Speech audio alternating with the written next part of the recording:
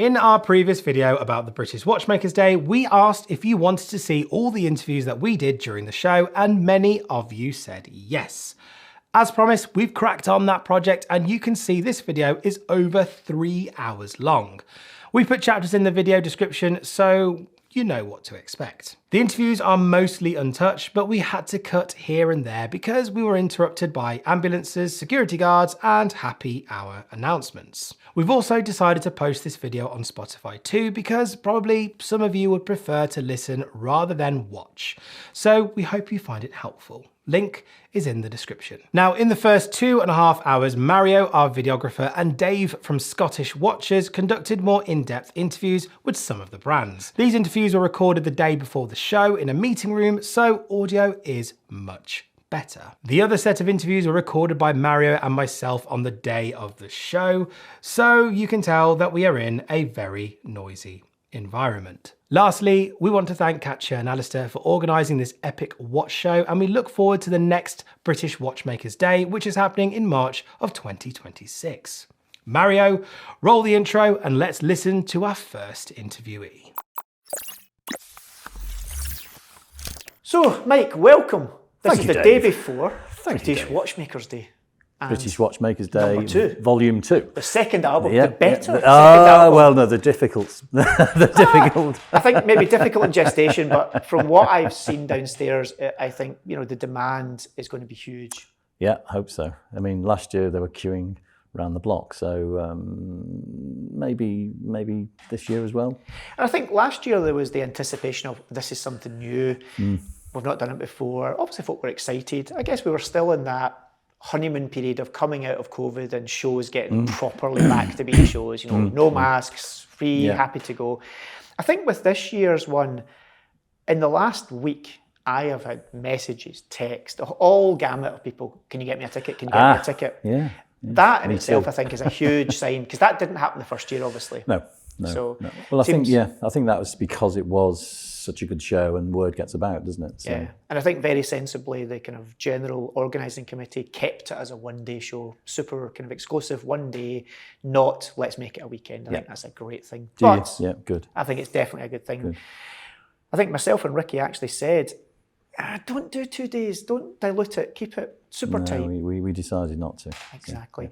Well, we've had a chat with Roger and Alistair about the whole alliance and what's happened over the last 5 years, and more importantly, where it's going over the next few years. And obviously, you've been involved in the grass, in the weeds, since day one of that as well. But obviously, you are numero uno, Christopher Ward. Apparently, that's your title. It's official Really? title. Apparently, you're the important one. We'll take it. We'll take it. We'll Yeah, go we'll with it. take it. But obviously, you guys, you know, you are one of the biggest brands in the UK. So of all of the brands out there, you know, Christopher Ward are certainly in the position 1, 2, shall we say, for size of brands. And I'd just like to touch on a few points. You guys have grown so significantly over the last few years. So maybe just give us a little bit of that last couple of years, that trajectory. I think I know where it started, but let's see if you agree and tell me where you think it started. Well, it actually goes back beyond 2 years in some ways, because we had a fantastic COVID. We went on the front foot when everybody was going on the back foot. We put out our first TV ad because that was the only place we could tell anybody about us. We launched a great watch at the time, the C60 Sapphire, which version 2 launched yesterday, and thank God, very successfully too. And that sort of was the beginning of an acceleration. I talk about flywheels a lot, and also about being an overnight success after 20 years. But you know what it's like, Dave. You nudge the flywheel, it moves a little bit, more. Then suddenly things start to freewheel a bit. That inertia point, isn't it? Yeah, it's like it is. You're pushing the rock up the hill. Yeah. And eventually you get to the top and it starts to roll itself. Absolutely. And it was starting to. We were certainly on a plateau, so it was beginning to get easier to push the rock, if you like. And then end of October, early November 22, we launched Belcanto, and you know the story. The first limited edition sold out in 6 hours. We pulled forward the second limited edition to 2 days later. That sold out in 2 hours. We then developed an open series, and the momentum, then the flywheel really started to spin. I think for me, that's the moment in my head that I guess that's the pivotal moment. Yeah. There's years, in fact, decade of hard work to get to that point. But that was the bit where the seesaw suddenly started to swing. Yeah, it was. Super favourably on the upward trajectory.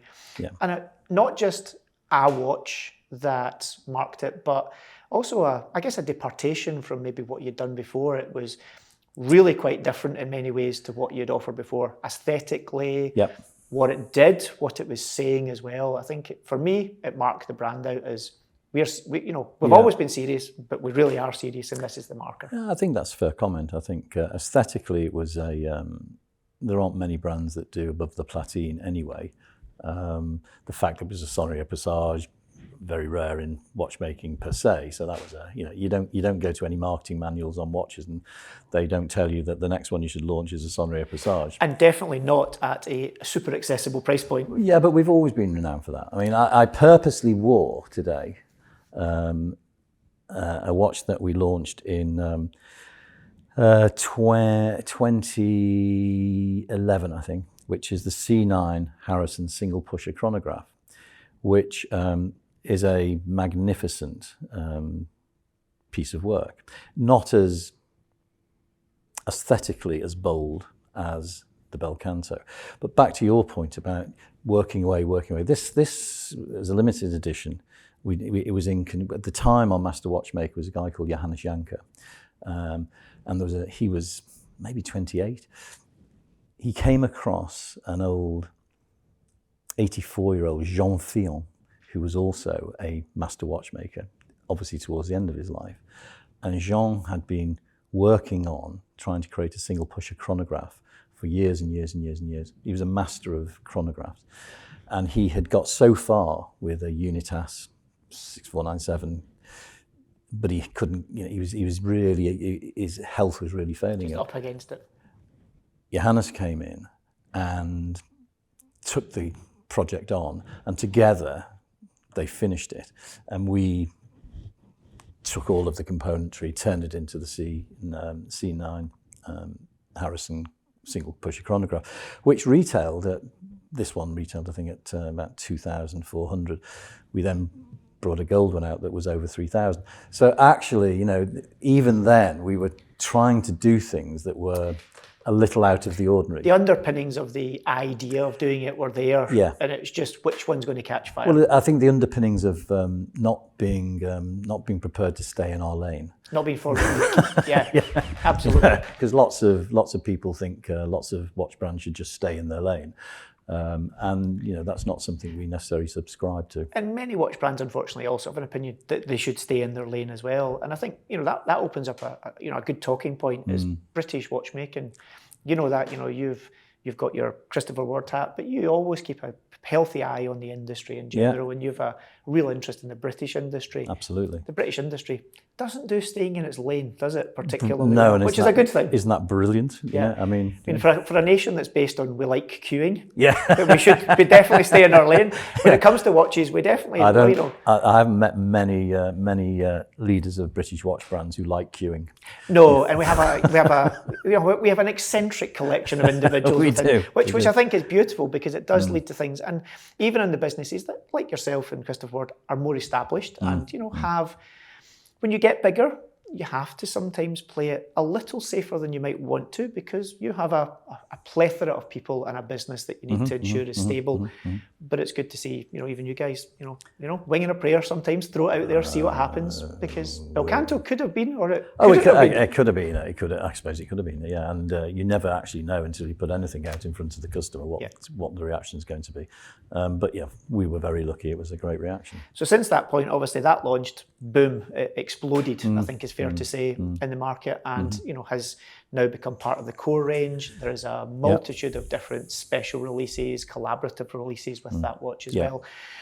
But the business, it's not just Bel Canto, of course. There's a far from it huge spectrum of product from in-house calibers at your top end. That I think last year you launched a skeletonized version just after British Watchmakers Day, and of course the more usual fare within your range, the pieces that are less punchy aesthetically than, say, the Belcanto, but are what, let's be honest, many people like. People sometimes like. Well, they do, and part of this philosophy we have of being able to bring people into watch collecting, and hopefully, if it's a good experience with us, they'll continue watch collecting, and sometimes they'll be buying more Christopher Wards. And we've got actual examples of people who've gone on that escalator. They've started with an entry-level Sealander or Trident Pro 300, and they're now buying Belcantos, etc. So it's by design rather than random. That's that. But staying in your lane is an interesting concept, because in the industry, which is dominated in turnover terms by some groups, 3 or 4 groups dominate everything. And of course, they have many brands within the group. They are forced to stay in their lane because they can't encroach on each other's territory. They're price integrated, price banded, or they're style branded. Exactly. Yep. So that offers real opportunity for brands like us and like many of the brands at British Watchmakers Day to literally do things that some of these other brands just can't do. And I think that's a marvellous thing about what's happening in watchmaking generally, but specifically in British watchmaking, because I think there's an incredible degree of entrepreneurialism, but certainly creativity within Britain. And we're quite good at the creative industries, and watches is part of the creative industry, especially tomorrow people are going to come to Lindley Hall, and they're going to see some of the most exciting looking watches they'll see anywhere. So we're pretty good at this stuff. Yeah, and I think what we're also pretty good at is actually evangelizing each other. I mean, yes. You've said that there. You're here. You're the head at Christopher Ward. If this was maybe other countries, maybe they would only ever talk about themselves. And even you yourself there saying, come and see, because everyone's doing something cool. Well, I think, I hope that's true. And it's certainly one of the things that Alistair, Roger and I discovered very early on. Because when we launched the Alliance, who knew? I suppose there's a bit of a field of dreams mentality, build it and they will come, but we didn't really know. They came, which was good news. Good news. It could have been an empty day. It could have been not a great day. But secondly, what we discovered very early is the preparedness to talk to each other, the preparedness to share information with each other, the preparedness to promote each other on occasion. That is not typical. That is not something, and I love the Swiss, and I have many Swiss colleagues, but it's not typical of, say, the Swiss watch industry. It's not typical, I don't think, of the American industry. It's unique, and it's helped to develop this engine of growth, which is the British watchmaking sector. Yeah, the greater good, and I'm glad you brought that up, because just before we were recording this, we recorded a little kind of interview with both Roger and Alistair, and they both brought up the same point. They said the uniqueness about the Alliance, about this event, is people they'll go and help someone in their other booth if they see that they're under pressure, and that is so unique, and it's something that should be cherished for sure. It is, and brands are prepared to help other brands out in terms of information, supplier bases. It's not normal. Absolutely. And long may it continue. And I think what's also interesting is you said that Belcanto, people got into the brand and they built up and they might move towards something like a Belcanto. But I think that was also a pivotal moment in opening the brand up to an audience that maybe previously wasn't Christopher Ward, or they didn't see themselves as Christopher Ward. And suddenly, you didn't have a bottom-up approach. There was a top-down coming in as well from that. So I think that'll have been interesting for you guys to see that different narrative come in. Oh, we certainly had far more, let's call them very, very serious collectors, begin to take an interest in Christopher Ward. And the good news is, Belcanto, if Belcanto was, and it was for many people, this sort of barrier that came down that made them look at us and look at us in a different light, then what's happened is everything has risen with the rising water level. So they've the success we've had with moon phase. We've always had good success with moon phase watches.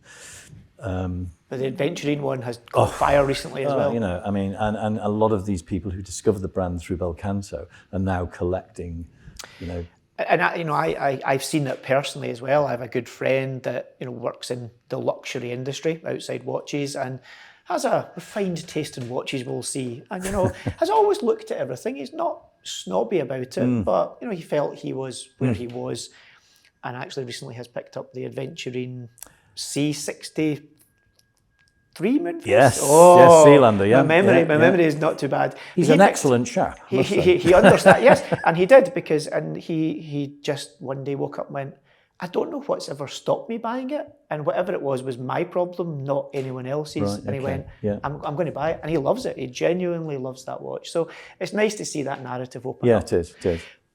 But to I guess round out, last couple of years the business has been huge. Obviously, the growth for the watch industry, whether it be British, Swiss, or anything during COVID, was significant. Yep. But you guys have really pushed up because we've seen some global watch reports in the last month or so that maybe don't paint such a pretty picture as was in COVID. It's tough out there for the world out there's tough. There's global conflict all around us. There's some challenging political outlooks around the world, and that's led to a challenging environment, not just for watches for sure, just for everyone in general. Yeah. But it appears the British industry is surviving better than the others, and you are, Christopher Ward, are pushing up that we're as well. part of that. I mean, and as everybody will discover in a few weeks' time when we publish the second Bellwether report, there has been substantial growth in the British watchmaking sector, and we're part of it, but we're not the only part of it. I'm sure the guys will have talked about, I hope they have anyway, Project 1 Billion, which seemed, I must say, 3 years ago when we came up with it, or whatever time it was, seemed like a pipe dream.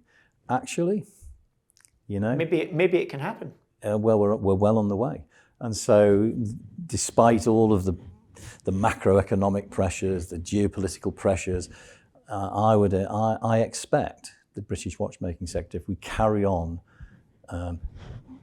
operating outside of our lane and being inventive, being brave, then I suspect that we'll continue to well outperform the world, and our market share in the world of watches will continue to increase.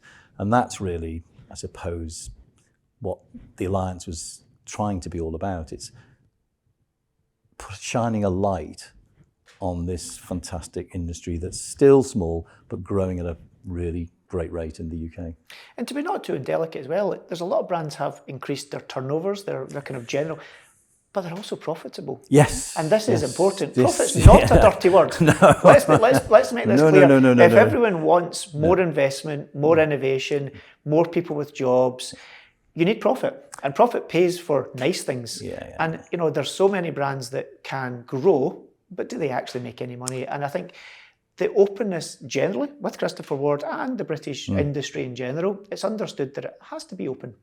But the fact that it's both growing and growing profitably is a win-win situation. It really is. It augurs well, does it not? It does. But of course, you're not going to tell us. But what it means is there's probably things coming down the line. Never. New Christopher watches? Never. Not a chance.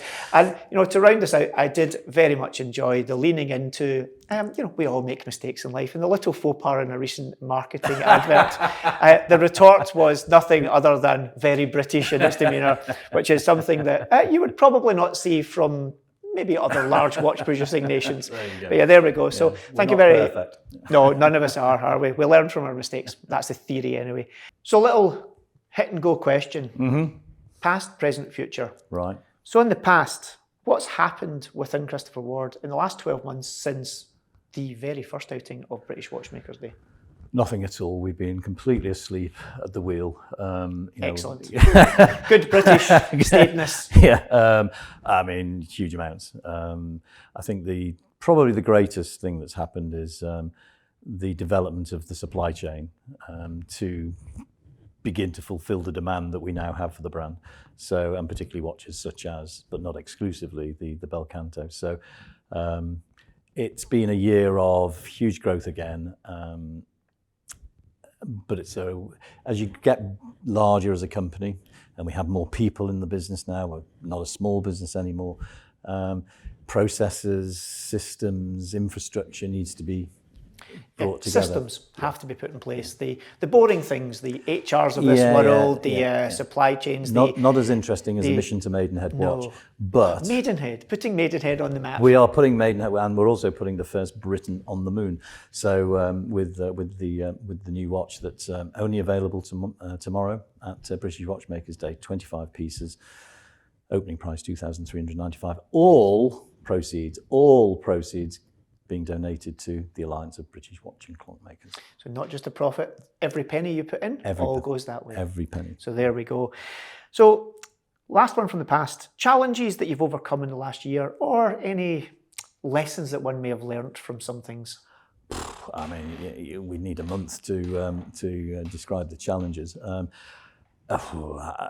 Lessons, I mean, I think it's a life lesson really, which applies to all of us and every business, but it's never assume anything. I have a phrase about assumptions, but it's probably not safe for this video. Yes, we'll not use my favourite phrase in there. Yes, but you've got to stay completely alert all the time and never assume you're right about anything. Challenge everything, and even when you know you're right, and even when you know you're right, go round again. Yeah. And in the world we're in at the moment, you can't wake up in the morning being sure about what's happened overnight. The paradox that is our current lives. Indeed. Well, let's move to the present. So British Watchmakers Day. You've been in it since the start in terms of the lines. What does British Watchmakers Day itself mean to you and the business? Oh, I think for the business it means great fun, first of all. I mean, coming up with things like the Mission to Maidenhead watch is just great fun. And the whole business gets excited about that sort of stuff, because whilst we take what we do incredibly seriously, we don't take ourselves too seriously. And that's another facet, I think, of many of the brands, in many British brands. They take what they do very seriously. Serious fun. But yeah, serious fun is a great way of putting it. But then the day itself is the only day in the year when so many British brands get together. So it's fantastic just to talk to people. There's a jovial atmosphere about it as well. You get to meet people you haven't seen since last year. So it's a great coming together of the clans, if you like, and it's to be enjoyed. Great. In as few words as you can, is this describe today's British watchmaking industry. Exciting, growing, futuristic. I think that sums it up pretty well. You've created, like many other brands that are going to be exhibiting at British Watchmaking, a special watch, of course. You did mention it. Mission to Maidenhead. Mission to Maidenhead, yeah. Yeah, so tell us a little bit, what was the kind of... I get the feeling there's a little bit of tongue-in-cheekness about it as well. So what's going on there? Well, there's a little backstory to it as well, which I don't think many people know. I don't think we've shared it with anybody outside the business yet. But originally, we were always going to do a moon phase. But we originally wanted to do a watch with the clangers on the moon. And those are now that's a very British reference. That is a very British, which seemed very appropriate for British Watchmakers Day. Unfortunately, the people who own the license are not very good at answering emails. They're on the moon. They're obviously on the moon. And when they did answer them, it was not in words; it was in noises. So we couldn't get the clangers to participate. So then we decided, well, it is about time that Britain had a man on the moon, and so we decided we would put one on the moon. And so be it. The Mission to Maidenhead was born, and it's a whimsical take on the moon phase. Absolutely, and it may or may not gently poke fun at larger narratives within the watchmaking industry. Not at all. Not at all, but absolutely at the same time. To use what is it? Oui, mais non. So the future.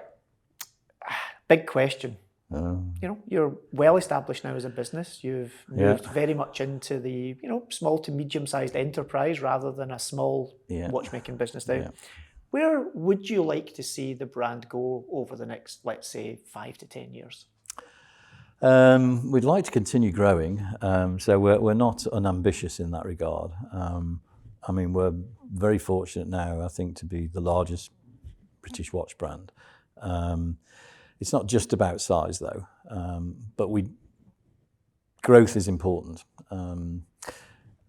From very early in my business career, I've been a fan of a chap called Robert Townsend, who was in the 70s the president of Avis Rent-A-Car. And Avis had always been second to Hertz and still are, I think. But he wrote a book, which was my first ever business book that I read when I was a very young man. And he had a line that was a byline that was on the book, which was, if you're not in business for fun and profit, what the hell are you doing here? And you can't have fun if you're not making profit. Not in my book, anyway. It's generally quite a miserable experience, I have to say. Having been there and done it, it's pretty miserable. But you can make a profit and not have fun. So we try and combine the two. But what we're trying to become is, and we think we're an okay business, but what we're trying to become is a great business and a great brand. And we've got parameters against which we measure that. But we're trying to create a great business, and we're not a great business. There's a long way to go, but there's a chance we could become one. And if we can have some fun and we make profit along the way, then that'll do me, Cocker. Sounds like a good plan. And then outside of Christopher Ward, what do you feel you'd like to see happening within the UK in regards to watchmaking? Oh, that's a big question. Again, same. We want it to grow. We want it to be recognised. We want it to continue to take market share in the world of watchmaking. I think the more it grows and the more of the brightest and the best we can attract into the industry, and that's something that we're really focused on at the moment. How can we, through education, through promotion, how can we make people aware of this amazing industry and bring some of those people in, top engineers who would never have thought about it, top marketeers who would never have thought about the watch industry, not just watchmakers, across the piece. How do we grow this industry sector in the UK? And it's through people. And I think you kind of summed up many things there. Watchmaking is a lot more than watchmakers. It is. Watchmakers are important, of course they are, but it's the engineers. It's the guys that are studying at the top end of engineering, and haven't probably many of them realised that watchmaking is operating at the very tolerance limits of modern machines. Completely. They think aviation, they think Formula One, they think medtech is the cutting edge. Try and make some watch components. Exactly right. And whether or not we ever have a large manufacturing industry in the UK, I don't know. Probably not in my lifetime. However, you mention it. You look at the automotive model, you look at where Formula One sits, right at the apex of it, where the brightest and the best are developing incredible machinery that then goes into the body of the automotive industry. Well, that's what we can be. We're never going to beat the Swiss at industrialization of watches. It's just not going to happen. Certainly not in the next 50 years. No, but we can. We can be the leading light. There's such innovation. This is a nation that is famous for innovation. What we're not great at sometimes is industrializing that innovation. But if we have a growing industry here that's innovating all the time, and there are seeds of it all over the place, then I think we can become that apex of the watch industry that people look to for what's next. So the future is all about what's next. And I think that's what we can expect of the British watchmaking industry. What we're good at in Britain is hiding in our basements, working out how to do something that no one's else done before. You're absolutely right. But then, sadly at this point, what we tend to do is offshore it somewhere. Who go, thanks very much. We were trying to work it out. You've done it for us. Hopefully, maybe in the next 10, 20, 30 years, we see the seedlings of some of the fruits of that labour actually being utilised in the UK. But that is the big pipe dream, and that is a long way away. But like lots of things, you have to start somewhere. Yeah, build it and they will come. That's the plan. So thank you very much. We will hope to have a great show over the coming day. Fingers crossed. Yeah, as you said, always under promise, over deliver, but it will be a great show. We know it's going to be, and hopefully that mission to Maidenhead will put Maidenhead firmly on the map. There's that London place that's quite near. Ignore it. Maidenhead's where it's at. NASA need to know about Maidenhead. So we're here recording the day before British Watchmakers Day, and we have two familiar faces. We have Rich from Studio Underdog, or Richard to give him his formal Sunday name, and we have only the formal name, Nicholas from Fears here. Now, why do we have them both here? Because obviously you'll see a few clips of various different people from different brands, but there's a good reason they're here together, but we'll get to that. So this is the second outing of British Watchmakers Day. Last year, of course, being the inaugural event. No one quite knew how it was going to go, but I think it would be fair to say it went quite well, especially for purveyors of pizzas. Yep, guilty as charged. Yeah. Plenty of pizza sold that day. It did. Yeah, it was a busy one. Not something we were really expecting. I think there's not been an event like that in the UK for as long as Studio Underdog's been around. So yeah, to be a part of it was pretty fun. Yeah, and obviously Nicholas at Fears, one of the kind of attractions of that show, one of his, I guess, USPs was each of the brands was asked potentially to do a watch that was only going to be exclusively available at the show. And you did, obviously, a very traditional take on one of your Brunswicks, which is one of the core models of your range. So that one was based, I believe, on a 1924 model? Yes, so we decided, being 2024 last year, let's celebrate the 100th anniversary of the watch that inspired our Brunswick case-shape, the original silver cushion case Fears from the archive. So we recreated it, but in sterling silver, same dial layout, only made 10 pieces, trying to gauge what was going to happen in the room. But yes, it was, there was a bit of a scrum for them. Brilliant. And I guess, as you said, no one quite knew, was it going to be successful? And if it was, how successful it was going to be. Turned out there was a queue outside, which is usually a good sign. But that's led this year to a few brands last year who maybe didn't do it. There's more brands, I think, than ever doing brands or doing their own watch, their own special edition. But instead of you two doing your own thing this year, the British watchmaking industry is rather collaborative.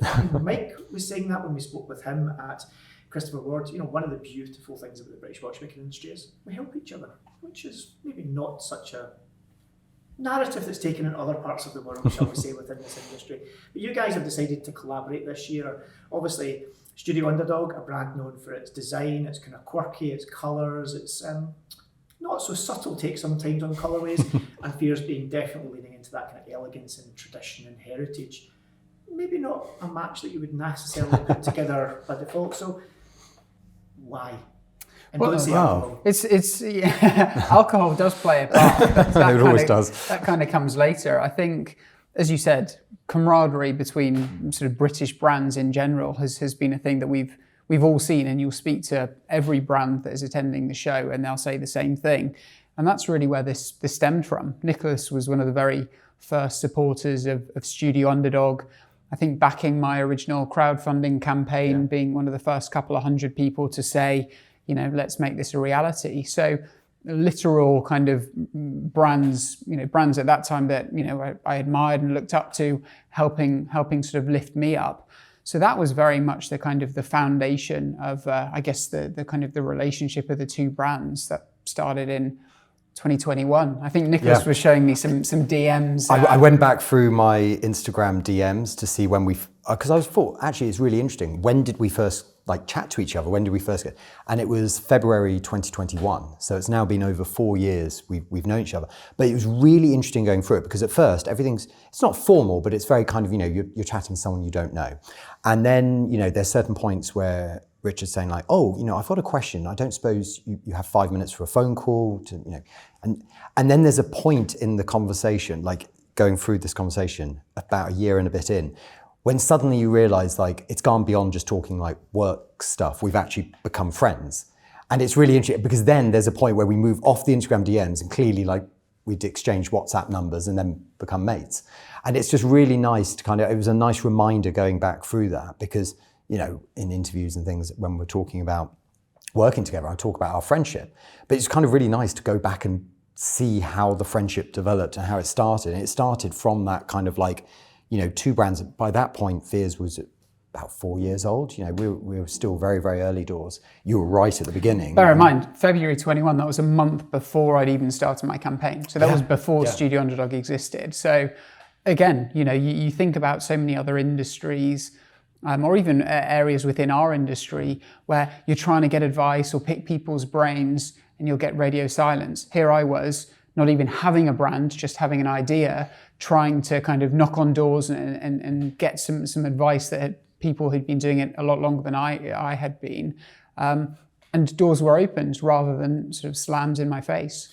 So it could be fair to describe this as, you know, more than the brands. This was a coming of age of your friendship. That's led to this moment here. And of course alcohol, because the watch we're talking about is the Fears Studio Underdog Fears, see I'm being fair there, Gimlet. And you know, it's based on an alcoholic beverage.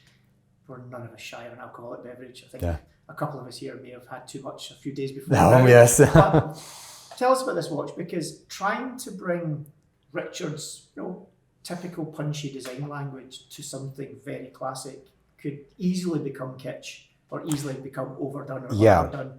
You could have had to tone down too much to not be you. You could have overdone it and not become you. But I think the reception that this watch has received is fair to say it's going to be a bit of a scrum in the morning.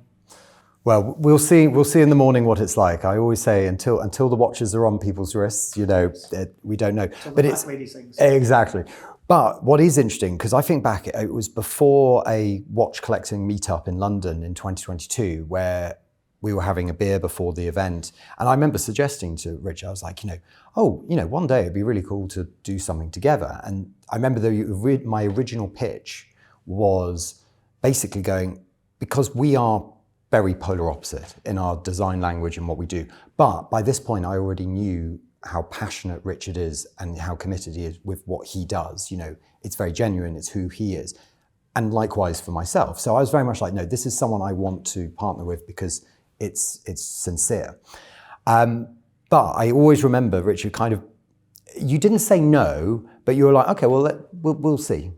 And even when we got to the point of starting this project, it was called Project 23 because we needed to go for something that no one would guess. You know, at one point we were thinking, oh, maybe we'll do Fears with a 3 instead of an E. And it's like, no, that's too obvious, you know. But I think that did give away. Exactly. So we then were like, right, okay, we'll start a bit of design work. But the full concept wasn't necessarily there right at the beginning.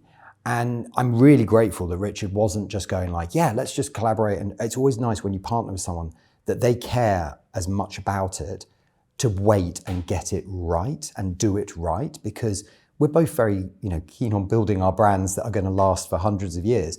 So actually, you know, what is waiting a couple of years between friends? So that was it, yeah. Project 23 was, in terms of it, was meant to launch in 2023. So what we're saying here, boys, is we were late. We were late. Let it late like than never. Yeah, basically. Nicholas and I were walking down the street and I was saying, you know, we've got to chat to Dave at 1 o'clock, and he was smoking a cigarette saying, it's, you know, let them wait. So, it's, you know, it's fine. It's fine. Come to those that wait. Yeah. And you're Scottish, so you'll wait.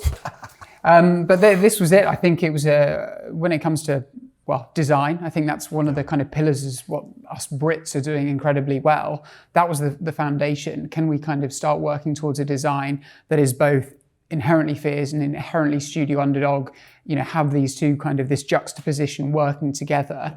And I think that's what we were able to come up with. The Gimlet inspiration came a little bit later. We were working on a few different sort of dial colorways that we thought looked nice. And Nicholas introduced me to the dreaded Gimlet. It's a drink he will order. He has a habit of doing this. Yes. It's a drink that he will order off menu wherever. You know, I'm not sure if I've ever ordered off menu in my life. You know, and I have secondhand. Oh my God, he's going off menu again. And Gimlet was the drink of choice. Yeah. So after a certain period of time, I said, okay, I'm going to try one of these drinks, and it's a pretty lethal cocktail. It's relatively 7 strong. days later, you woke up and the watch had been designed. Not far off. Yeah, you know, you can write our press release next time. Yeah, exactly. But no, so we have this watch. There are 200 pieces of this, which is, I think, one of the bigger releases of the limited edition models that are going to be available at this British Watchmakers Day. I think it's fair to say, you know, let's not tempt fate. We'll all touch wood, but there we go. Come, well, 24 hours from now, we will probably see the proof will be in the pudding. But as you're watching this or listening to this, I'm sure there'll be 200 happy people out there. There'll probably be about 70,000 unhappy people out there getting their watch, you know, balance and all that. Yeah. Okay, guys, we've got a little bit of past, present, and future. Okay. So you can decide who goes first on the first question. We should have a buzzer. Missed opportunity. Yeah, exactly. You know. So, what have you been up to, respectively, since the last British Watchmakers Day? What's changed in the last year? Quick, pressy. So we'll go with on the spot. Rich, give you first. Okie dokie. We've been busy. British Watchmakers Day last year was a real exciting start to the year, really, similar to this year. We have been. We launched our very first collaboration. We did a collaboration with H. Moser. Launched during Geneva Watch Days, so that kept us pretty bloody busy. Couple of restocks, a new generation of the 01 series. Yeah, it's been full on. So the express train is still running.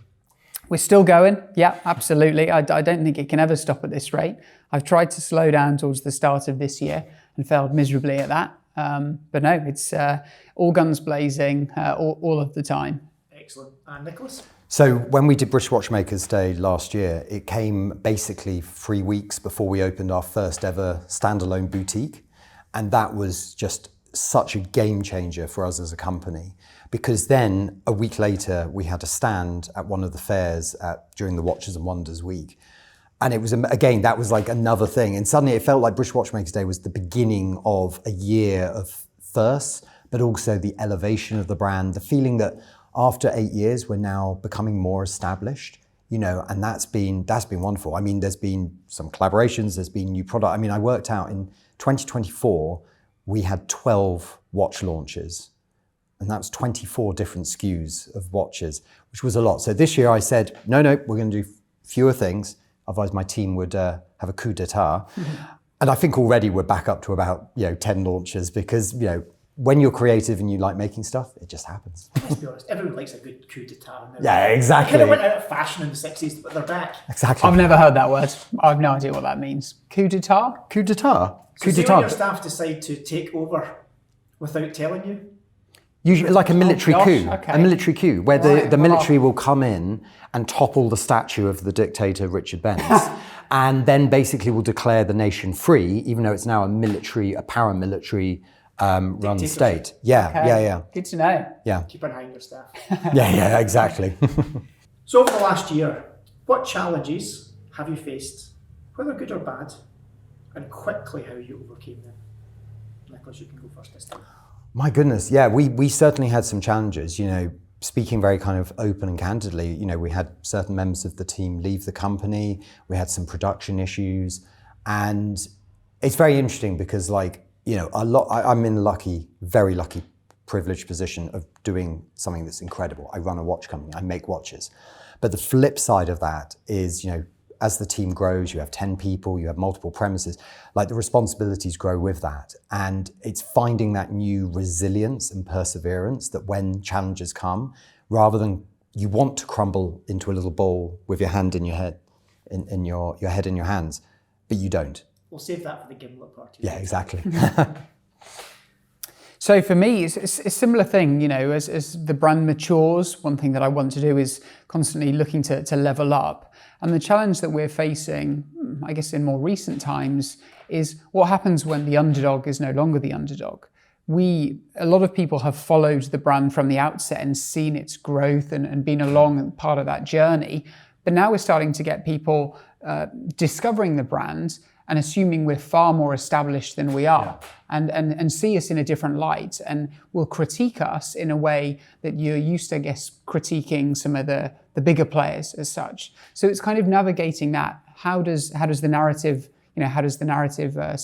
sort of change? So it's a challenge that an exciting one to kind of face. So like some brands that have redeveloped and rebranded themselves over the last few years. In a few years, it will go from Studio Underdog to Studio Overlord. Yeah. I was going to say Studio Big Dog, but that works as well. There we go. Start trademarking. Let's move to the present. Quickly, what does British Watchmakers Day mean to you as an individual and the brand? So we'll go with Nicholas, you can go again. Yeah, so I mean, for me, it is the biggest event in our calendar. And I say that bearing in mind that in a month's time, we'll be back in Geneva with a bigger stand than ever, meeting tens of thousands of people. This is the event. And literally, you look on our calendar in the office, everything goes, is it before BWD or after BWD? You know, not only because of doing, you know, a special watch for it, but also it's the one time we get to meet the huge number of our owners in person who maybe we don't get to see at other events.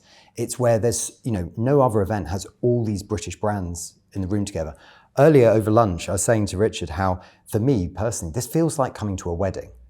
Because suddenly I'm looking around the room, there's 40 odd, you know, brands. I'm friends with the owners of these brands, but usually I get to see one or two of them at the odd foreign event. So suddenly I'm in a room with like 40 of my mates and I get to see them all, you know, hugs, you know, catching up. And that's just wonderful from an industry personal level. Excellent. Similar, so when we launch products, we're primarily an online only brand. That's when we make product available. We do online drops and there's a lot of excitement and buzz in the digital world. Seeing that physically is something that's quite rare, you know, few and far between. And this is the biggest opportunity for us to be able to do that in our local market. You know, we've developed a product and a project and a campaign that we're both really excited to, you know, to share with the community. So this is an opportunity to see that buzz, meet that community, you know, face to face, and build those connections and meet those friends. You've got 4 words between you, so 2 words each. Oh my goodness. I'm dyslexic, you can have 3 of them. Oh, I definitely thought you were saying I'm having 3. Actually, Studio Overlord would like all the words. Yeah. Those are my 2 words. We'll go back and forwards, and I need 4 words of how you describe the British watch industry today. I've got 3 straight away. Camaraderie. Friendly. Design. Back to him. Oh, community. Community. Excellent. Very good. Now, quickly to the future. Where would you like your brand to go over the next 2, 5, 10 years? Just top level. Where would you like to see yourself in that medium to long term? Oh gosh, it's a hard question. So I think I was looking for a date, and this watch doesn't have a date.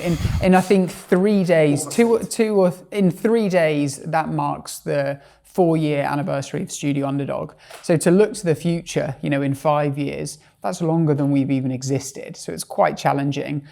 The decisions I make today are based on ensuring that Studio Underdog will be here in 5, will be here in 10, you know, will be here for the long term. So it's very difficult to give, I guess, specifics of where I'd like to see myself being. I just want to see myself being here. Good foundations. Good foundations. So back in 2016, when I restarted my family's watch company, I basically had to set out what is our vision? What's the big 50-year vision? And I actually came up with that quicker than the mission statement and things like that. And it was to epitomize the British success of good capitalism. So not even to do with watches, but it's to build a brand and a business, which are obviously different things, that people would write about as a case study in a textbook of how to run a big successful business, but doing good and not screwing others over. And that's kind of like the totem pole we work towards.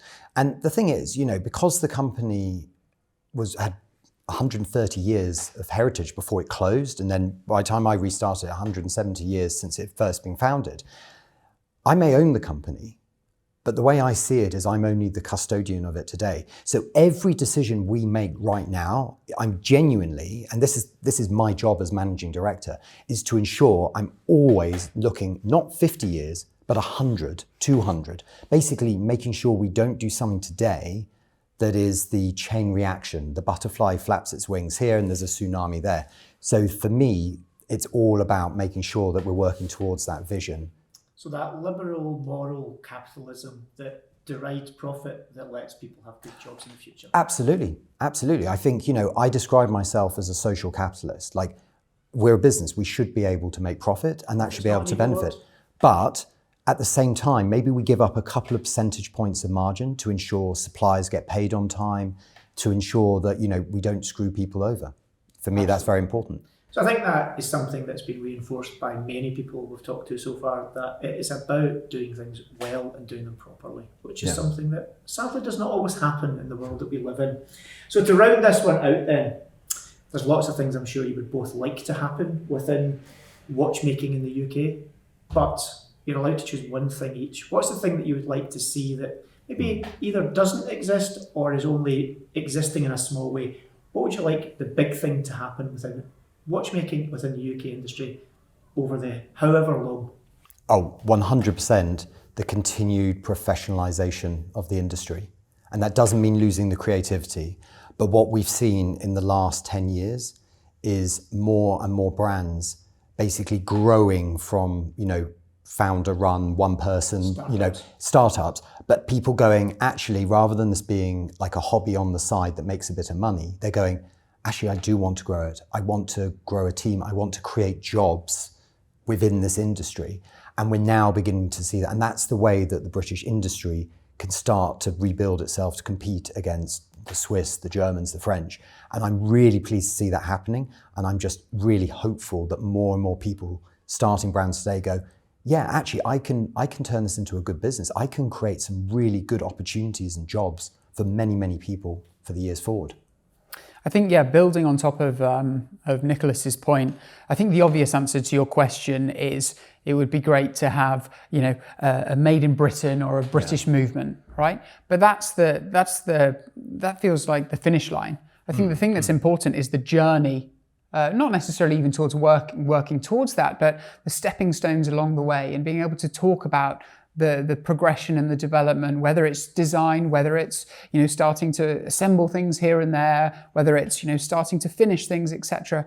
It's that journey that we want to start communicating and telling that story, so we can build up to that. And that's not something that we can sort of at the click of a switch be at that end goal. It's something that we want to work towards over decades. So we're here with Neil from Duckworth Prestex, the brand that is from the north of England. We've had a few brands that are based in the deep south, but of course, as anyone knows that's been in London, get a mere few miles north of London and every sign just says the north. And you are, of course, based in the north because the home is not that far from the Scottish border. It's not that far. It's probably halfway from here in London to Scotland, I would say. It's about halfway up to Bolton in Lancashire. It's a real part of the world. It's a real part of the world. We're not the only people from up there. I think Mike France might be from up that area as well, from Christopher Ward. I think so. I think his football supporting areas tend to give him away in that, but of course they're now based down in Maidenhead. Yes, of course. But you've got a long and storied history, which many people will have heard. In fact, there's many a podcast episode that you've done with us talking about your history in the watch industry, the big Swiss brands that were maybe not as big as they are now, helping establish them in the UK market. And of course, the history and heritage of what was the family-run watch business that became dormant, like so many brands during that 60s, 70s, 80s period, but being revived in the heyday or the modern heyday of British watchmaking, of course. And we're here at British Watchmakers Day, the second version of it, because the inaugural event was last year. You were part and parcel of that first event as well. And I'm sure, as you may agree, it was an unknown at that point, but we're here now. So tell us all about what your thoughts are for this second outing. Well, you're right about the first one. It was an unknown event. And I think I, along with everybody who participated, was extremely pleasantly surprised. It was a sellout, the right sort of people. It was a great atmosphere there. People were busily looking, buying, and showing their watch. It was a terrific, terrific day. Very, very well organised by the British Watch Association, Katya and what's his name? Alistair. Alistair, there we go, yes, the Alliance, the team that is the Alliance, yes.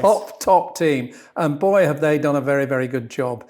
So their expectations this year is that they will equal, if not better that, I think. Yeah, and I think the way everything seems to be shaping up, Alistair we talked to earlier, and we've had a deep dive with him on all the different watches, because one thing about this show that's a bit special is all the brands get asked if they would like to participate in producing a special piece that's only available at the show, and it's something that, you know, is a real point of attraction for the show.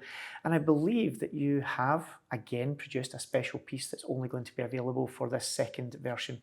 Yes, indeed. Well, it's Alistair's idea last year, and I was a little dubious about it, but we went along with it, and we produced 10 watches, the Prestex #1, and again, along with everybody else, we were amazed by the reception. They were snapped up. It's a great idea, and so we enthusiastically adopted this for this year, and we have now come up with the #2, and there are 25 of them.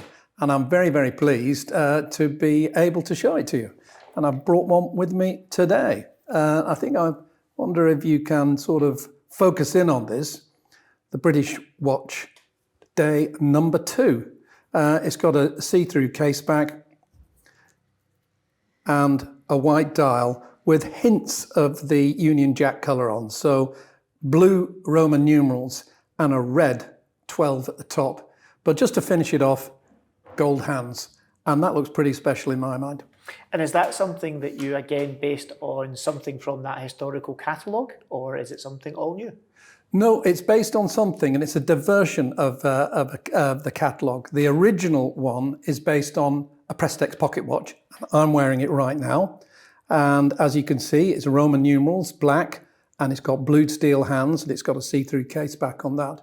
And I thought that's the template. That's what we'll do. We'll just make it, unionize it a little bit and put it into sort of British colours, but only subtly. It still looks understated. It still looks like a wearable watch, but there are only 25 of them. So it's a genuine Prestex from the Prestex back catalogue. And I think you said there, you unionised it, or you brought that union of the United Kingdom together. Something that's been brought up a lot by everyone we've talked to so far is that community spirit, that kind of collective ability to work together, which is unusual in modern business, and it's definitely unusual in the watch space, but a watch that brings everything together. It is unusual in businesses in general, but it seems to work very well in this watch business, and everybody's able to discuss, talk, and help each other, and share their ideas. There doesn't seem to be any secrecy.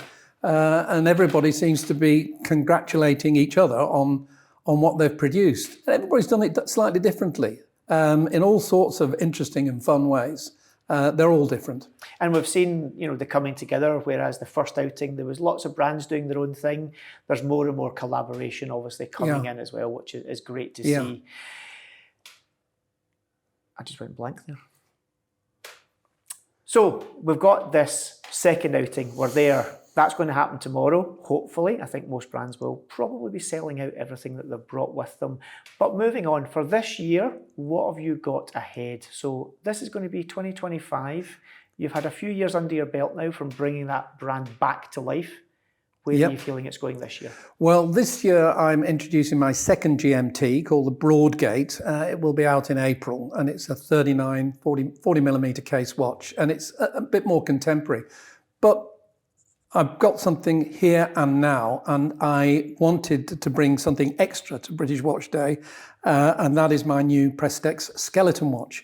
I've got a big birthday coming up this year, and I thought I'm going to produce something rather special this year. 21 again? Something like that. There we go. Very close indeed. 25, we'll stick on 25. And so I thought I want to produce something really special, long-lasting, and I produced my own skeleton watch using a Unitas movement, and I've got one right here. And it's a 42 millimeter case, so it's pretty substantial.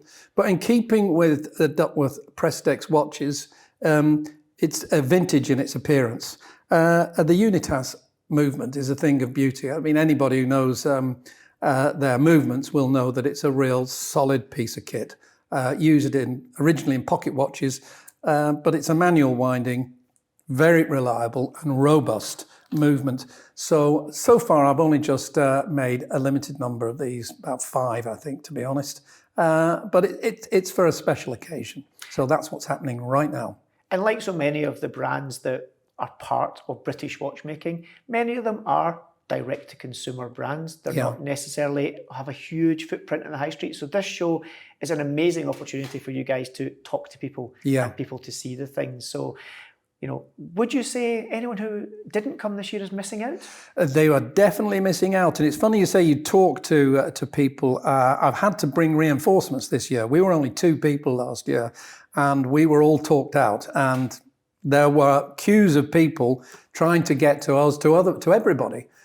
So I've doubled the team, and we are 4 now behind the Duckworth Prestex counter. So we'll be able to do twice the talking, hopefully. Excellent. So now we're going to do a little bit of questioning. Past, present, future. Yeah. Short, punchy answers. Okay. Off the top of your head. Oh, no. So in the past, what have you been up to in the last 12 months since last British Watchmakers Day? Doing an awful lot of travelling and designing new watches, basically. That's about it. Deep in the trenches. Yeah, I think pretty much deep in the... I've never, ever clocked up so many hours of flight as I have in the last 12 months. So that you've been busy. I'm sure there was a few challenges along the way. So over that last 12 months, what challenges, whether good or bad, have you encountered and how did you deal with those? How do I deal with the challenges? Getting to grips with the modern world of digital marketing is a big challenge because I'm a bit of an old dinosaur. At 25? Yeah, at 25. I ran Tag Heuer for 20 years. We used to advertise in things called magazines and newspapers. And that's why you're from the north. You started working when you were 5. Something like that, actually. So it is a bit of a challenge for an old chap like myself to come to terms with the digital age of marketing and social media. And but I'm learning slowly. I need to probably hire 1 or 2 younger people. Younger than 25, that'll be a tough call. But anyway, present day, what does British Watchmakers Day mean to you, both as a brand and yourself? What does British watchmaking mean to me? Well, it means collaboration, as you said earlier. It means talking. I've already just walked in, just setting up and been speaking with Roger Smith, been speaking with Mike France. It's great to catch up with people. Richard Benck has just been in, I see, and so has Nicholas Bowman-Scargill. These are all friends. They're all doing interesting things. What does it mean to me? It's being part of this community, which is great fun. A lot of nice people with a lot of great ideas and all very supportive. Brilliant. You've got 3 words you can use for the next question, which is, how would you describe the British watch industry today? Vibrant, enthusiastic, creative. There we go. There's a running theme to some of the answers we're getting here, which is always a good thing. The future, whether it be in 2 years, 5 years, 10 years, where would you like to see Duckworth Prestex? I would like to see it established in 2 or 3 good markets. This one, the USA, and possibly 1 European. But I would like to see us established in 1 or 2 high street retailers. That's my goal. So a diversification of your route to market. Yes. Brilliant. And finally, to round this out, what would you like to happen in general British watchmaking over the coming years? Well, probably like a lot of people, actually, some elements of the watch components being actually made here in the UK, which a lot of us, how many members are there? Over 100, 104 or something like that. So if it was a case or a dial or hands or something, I doubt whether it'll be the movement at this stage, maybe in decades to come. But I think if there was a credible manufacturing base of some of the more important components of a watch that we could use. So the seeding or foundling of that industry that will take decades to build, but you need to start somewhere. You've got to start somewhere, absolutely. Brilliant. Mr. Bamford, before we start, this is a civilised production. There will be no f-f-fing and sh-sh-sh-shin and b-b-b-bin and none of that. What the... Yeah, exactly. Yeah. Anyway. Why? Apparently people get offended. I mean, sensibilities. We'll go with sensibilities. But we're here at... So I can say effing? Well, effing is okay, isn't it? Yeah. Effing is like G-ing or Yeah. H-ing. It's all Okay, it's all okay. good. It's all good. So I'm just No learning. ease, learning no the- ease, no ease. I'm no le- ease. I'm They result learning- in bad yeah, things, bad okay. things, bad, just like apparently drugs are bad. But anyway, Okay. moving on. Okay. We are the day before British Watchmakers Day. Yeah. Now, you've been a member as a brand Yes. of the Alliance Yes. since the early days. Yes. You missed out on the first outing of this, Yes. but you've come back for the second better album. Do you feel like I had FOMO on the first one? Or? I mean, on the basis that you're here, yes. See, I was thinking this. I didn't have much to talk about on the last one, so I said, look, if I haven't got something that I'm launching or something that I want people to see, I felt that it didn't feel right to be a part of it. I think I was talking to Davide from Bremont, and he went to me and said, "You've got to come." And we've just launched the D300, so our new dive watch. So I was just like, actually, this makes sense to come to this. You have a narrative. You have something to talk about. We've got something to talk about, and for me that was one of the major things is we want people to see something that's new, and that was one of the things. It's a new watch, new case, new everything. And I think it's fair to say you're probably one of the most local brands to this location. I mean, you are based a mere half mile or so from here, maybe slightly more, but not so far. No, it was kind of when everyone was talking about, have you got enough stock? I was like, well, we've got the townhouse. Yeah, I can walk to get stock if I really need to. It's like it's only a few minutes, so Absolutely. I thought that was a really good thing. No, I honestly, great location. I'm really. I'm kind of like one of those cat posters. I'm holding on with anticipation about tomorrow. I can't wait to see what's going to happen. We're giving a few things away. We've got loads of stickers, and we've got these little figurines that we gave out for Christmas, and actually we're going to give 100 of those away. So that was kind of like, for me, something where I thought this is going to be fun. And everyone loves a sticker. Let's be straight. Everyone loves a sticker. Definitely. I mean, watches, yes. Stickers, that's what it's all about. And you can't kind of. I've even got a lucky dip box where you can just put your hand in and pick out some stickers. So that's kind of perfect. And these are old vintage stickers of mine that we've done for years. So. Amazing. And as you said, while some of the brands are doing a little special edition for this event, you've not decided to go down that route, but you have just recently launched your dive watch range, ceramics. Some funky colours. Some funky colours. So I'm wearing a white one. Tell us a bit. What is it all about? What have you done? And why? Why? I'm a diver, or I was a diver. I used to love diving, and I always wanted a dive watch. I think dive watches are ultimate tool watches. They really are. They go anywhere. And I love ceramic. And Bamford, London, when we look at where it stands and what it does, it really is about new materials. It's pushing the boundary of new materials and design. So when I look at the business is, titanium, carbon, we've always done forged carbon, we've done titanium. Ceramic was the next frontier for me. And to do a ceramic dive watch that is a real kind of like juxtaposition, but if you can get it right with a titanium core and it is a great product, actually, that's what I wanted to do out of this, and especially creating a dive watch. I don't know, I wanted something that I could look down and I could go on holiday, I could do anything with, and really right price and right product. And I was going to say accessibility. This is a highly spec watch. You've got ceramic in there, you've got titanium in there, you've got 300 meters, you've got a really good quality Swiss caliber in there as well. Really nice, well, we'll say rubber, but FKM, kind of technical rubber strap in there at a really accessible price point. And that's something that's generally quite important to you within your brand. I think you and I have chatted about this, is the greedflation. I think quite a lot of brands have pushed the greedflation, and I think this is something where I wanted to do something that was the right price for the right market. And for me, the D300 is the next chapter. We've got the Bamford GMT, and I thought the D300 really sat in there as a kind of the brother or the sister to that. And really it is, it's about the right price. Absolutely. And, last year there was quite a few releases that you guys pushed out last year. I'm assuming that 25 is also going to be a pretty punchy year for you. I wasn't allowed to swear. We've got some very, very interesting watches happening this year. We've got 3 that are coming back. So these are 3 brands that we're coming back into. Let that pass.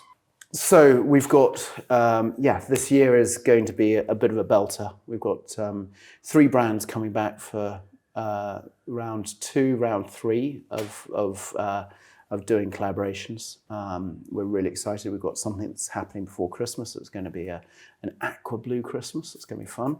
And then we've got something happening this summer. I'm kind of looking forward to some of the things. One of the watches that we're looking at is I can kind of nickname the name of it, Spaceman. So that's going to come out this year, and then we've got something else and something else. So we're really obviously, you can't reveal too much, No, because I unfortunately can't. the people watching this haven't signed NDAs. Yeah. But something else that you're well known for, which has become intrinsic with, nice product these days, is packaging. Personal, you see, the watches are important, but the packaging, George. Both sides. Look, I think for me, people normally, will either throw the packaging away or they'll put it in their closet.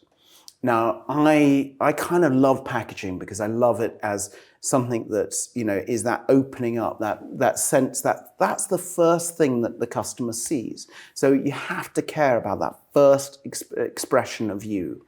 And, a little cardboard box, for me, doesn't do it unless it's really well thought through, and then you work out what that cardboard box, or how does it do and what does it do. Unless you're Apple, in other words. Yeah, but you think about how long they spent on designing their packaging. Probably as long as the product. They've spent, like, when you hear from that team and you do the study, the design of the iPod packaging was so intense that even Microsoft said to them, "What the hell are you doing?" And it was just on the packaging. It's about that first experience, that pulling off that first tie. Everything they did was just the nth degree. Now, I'm not comparing myself to that, but what I love when someone cares about packaging, because not only the packaging, but then it becomes the experience of when you open up that box, then you get that sense of joy. These watches are, for us, we don't need another watch. And I'm sorry to say that to this community, but you don't need another watch. So why not have something that makes you delight and gives you that kind of like thing that kind of goes, yeah, the packaging is cool and then the watch is cool. Absolutely, because when I hear, you hear the word luxury and watches intertwined, they go hand in hand. But for me, luxury is not for me about price. It's not for me about how much you've spent or how rare it is. It's about the experience. It's about, you sit and you get the wee zing, you get the wee shiver, the wee pins and needles, the hairs come up in the back of your neck. And I think packaging is it for me. But you are the king of packaging. In fact, I believe we did an event a few years ago where the theme of the event was packaging, because that was what we were all about. So hopefully at the show, people will get to get a bit of a flavour of what you do. So I brought the D300. We've got some of the other packaging that we've done. But yes, packaging is one of my things. The other thing is, I think that we should celebrate the packaging of these watches, because let's look at some other brands that have done some good packaging. The Omega Ultraman. That box, that sits in my bookshelf. And it's just a cool piece of kind of objet. And I think that's the coolest thing, is if people start putting them as pieces of kind of like art. Yeah, like suddenly, is it doing anything? No. But it's also not wasteful, because it becomes a piece of art. Well, most of it sits in your closet. And then you're like going, I've got to basically have a bigger space for putting all my rubbish. And then when you come to sell it, you're like going, oh my God, where's the box? Well, I put it on these bookshelves, and I'm like, my Snoopy hutches feature on all my bookshelves. And it's like, it's the coolest thing, because it makes me smile. Every time I see it, I'm like going, that watch I should wear again. I should do this, and it's that kind of, that sense of like the first time you brought it, and to the day today, it's that whole thing of like, yeah, I love that, because that was that time. And I can lean into this, because I obviously recently got Nipro from you, and that's the coolest packaging going. Yeah, the old twisty. So it's kind of, it's like handling something that you think is going to explode. It's got that vibe about it. And also the spring comes. Yes, and it does explode, in fact, if you're not careful. Honestly, that was my when we were doing that was very much like we were trying to get something that felt, Yeah, brilliant. Well, look, I hope the show is amazing for you, and thank you so much for your time. I can't wait. This is going to be fun. Okay, George, now it's time for past, present, and future. Therefore, last 12 months, what challenges have popped up within the world of George and the world of the watch brand that you've had to overcome, whether they're good or bad? Christ, what are the big challenges? The D300 has been one of the biggest challenges for us. I thought I was going to deliver. And I know you want to punch you, but I thought I was going to deliver this a lot sooner. It didn't happen. And that's been a challenge for us as a business. And that rhymes with what one of the other brands said as well. In fact, I think their project was meant to have delivered a couple of years ago. In fact, the project was called, I think, 23. It's now 25. So yes, often a challenge in the watchmaking industry, supply chain, and getting the product right. It's getting it right. You think that you've got it right, and then there's always something that left fields you. Someone always trips you up. Or, anyway, I've spoken about it a lot, but that I think has been one of my biggest challenges as a business, because I thought I'd be able to deliver. Towards the present then, what does British Watchmakers Day mean to you? I love that this event actually is not pushing the clients out, it's bringing the clients in. And it is the embracement of the watch community, like some of the most amazing watch clubs.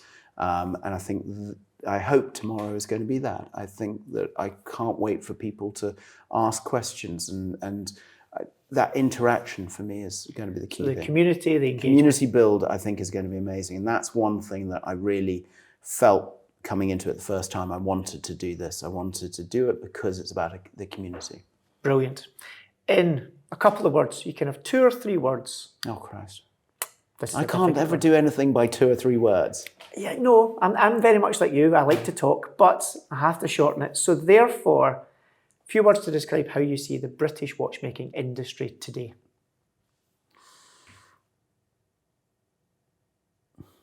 And I'm allowed 3 words. You're allowed 3. I gave you 3. I was only going to give you 2. 3.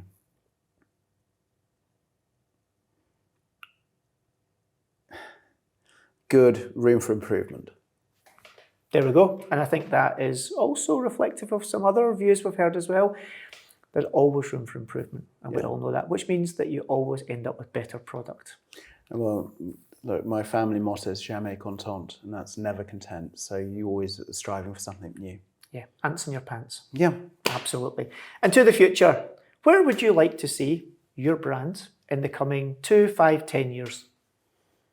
On the moon? No.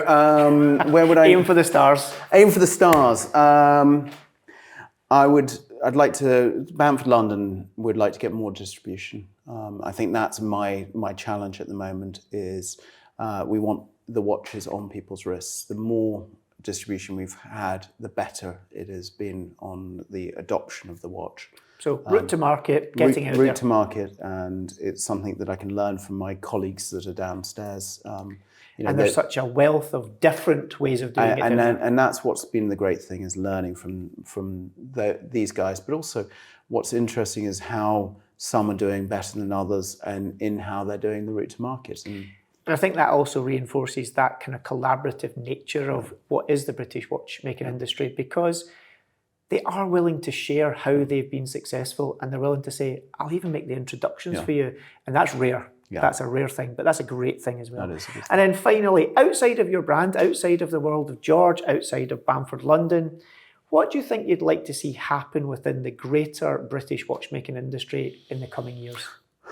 I think we actually need to have more of a backbone of British watchmaking here. So what I mean is we need case manufacturers. We've got some very good dial people here in the UK, but we need more on that hands and baton manufacturers. Those for me would be very much more the things that I think we need. We've got great movement manufacturers. We've got a very, very good dial person up in Scotland that does some of the most amazing styles that I'm mesmerised. I think that for me is, every time I'm trying to find sourcing here in the UK, it's never what you want to be. So where I would love it to be is, this collaborative thing of all of us coming to a manufacturer of this or a manufacturer of that. That, I think, would be the future. So growing the basis of a proper manufacturing industry in the UK. I think we have to, because, the reliance on external sources, and what I mean is external source coming through from Switzerland to Germany to Portugal to loads of places throughout Europe, as well as Far East. A lot of brands are making that. I think if we could pull that back into the UK, I think it would be absolutely amazing, because it's made in Britain, not designed in Britain, made in Britain. But with the sensibility of understanding that things like movements in the UK is 20 years away minimum. But look at Garrick, or look at Roger Smith that's downstairs. It can be done. It can be done at a high cost. But what I'm saying to you is, where I take to you is, let's do the crawl, walk, run. It is cases, dials, hands, and battens. Those for me are the things that you look at these, and they're industrialization. They're very, very, they're stamping and finishing and things like that. So that's where I look at it. And that's where, when you're looking at sources here, they're not good enough yet. Well, there we go. Words from George of advice about where we could go in the future. Who do we have now? We have Simon from Brooklands, and this is your second outing. It is. At the British Watchmakers Day. So great to have you here. Now, Brooklands is a British brand. It's maybe one that some folk may or may not have heard of. I think the clue to where you're based in some of your themes is maybe in the name? It is, yeah. So our name comes from Brooklands Racetrack, which was built in 1907. It was the first banked racetrack in the world. And at the time, it was really considered a wonder of the world. It was all very new then. They didn't have any rules for racing. They borrowed them from horse racing, which is why we've got a paddock and stewards and a clerk of the course and all those sorts of things. And it actually wasn't very popular when they started out. They had to rely on the new thing that was appearing on the scene at the time, which was flying. And so to get bigger crowds, they built an airfield in the middle as well to try and draw people in. And so it was there from 1907 to 1939, racing cars. And then from then onwards, really, it was a hub of aircraft manufacture. Aircraft manufacturing started very early on there, around about 1911, I think, something like that. Went all the way through to about 1986 when it closed. So the brand itself, how many years old are we now? So we basically set the company up, Brooklands Watch Company, in 2017, and we launched our first model in September 2022. So we're relatively new to this. And what attracted you into the slightly manic world of watches? Yeah, that's an interesting one. It was basically, my day job is taking things apart. So we dismantle aircraft engines, and that's really what I've been doing for 30 years. And I got involved. I bought a Concorde nose and visor assembly from Brooklands, and it was such a stunning piece. We had it turned into a sculpture. It took 7 years, but I really enjoyed the design and manufacture side of things. And after that, I felt strongly I wanted to be involved with a British brand, designing something British. And so I was looking and thinking about things all the time, and it wasn't until my uncle invited me to Brooklands to see his car run that things came together. I wasn't particularly interested in seeing it run, but when I did see it run, I couldn't believe the technology from the 30s. I looked around the museum with great interest, and then I couldn't believe they were timing cars to 1,000th of a second in 1907. And from then onwards, I thought, this place is amazing in terms of the technology and what they've achieved here in flying and racing and new technologies. And I went to see one of the directors at Brooklands and said, I think this would make a great watch brand with all the heritage. And he said, love the idea, run with it. And the next stop was Switzerland to go and source mechanisms. So before you knew it, an idea became a reality. He did. Yeah. Good. And obviously you're a British brand, firmly rooted in, a British historical place and moment in time. You obviously lean on the Swiss for movements, as many, many brands do, because Switzerland is ultimately still the world leader when it comes to movements. But the watch itself is very British. And there's lots of features that I think maybe don't immediately make themselves obvious, but the rehot ring, there's definitely a bit of symbolism going on there. Definitely. So we wanted to attract a designer, really, to have a beautiful watch designed. And we went to the Design Museum and said, have you got some recommendations? And they ran through various recommendations. And then we thought, well, why don't we contact Sir Terence Conran? What have we got to lose? We don't think we'll even get an answer. All I can say is no. Yeah, exactly. It was exactly that. And so I emailed him, and I didn't hear anything for 3 weeks. And then I got an email through saying, would you like to come and meet with me in London? Because he had a flat there overlooking the river. And when I arrived there, he said, my father used to go and watch the races at Brooklands every Saturday. My mother got so fed up, she went to learn to fly there. And he said, this is just the sort of project I want to do. And, when can we start, basically? He was very, very excited about it. So a bit like yourself and Brooklands, Brooklands was the thing that brings people in. It wasn't necessarily watches, it was the place, the history and the vibe about it that's brought everyone together. Yeah. That's culminated in this range of watches and the brand itself. Of course, that being Brooklands. And we talked about that rehot ring. It has got a very beautiful curvature. I'm guessing very much symbolising that curvature of that track. Exactly. That's the main feature of this design, is that Sir Terence wanted to pick up on various points at Brooklands. He visited Brooklands, which was great, because a lot of the time he wasn't well when I was working with him. So we felt very fortunate when we could get together, and he came to Brooklands. He obviously saw the banked track. He wanted to reflect the banked track in the watch face. And so it's a one-piece face with banked edges, which was actually a nightmare for the Swiss to make, because printing onto something that's curved is really, really difficult. Yes, the minute something's not flat, alignment becomes a bit of a challenging matter, but it looks like you've executed it beautifully.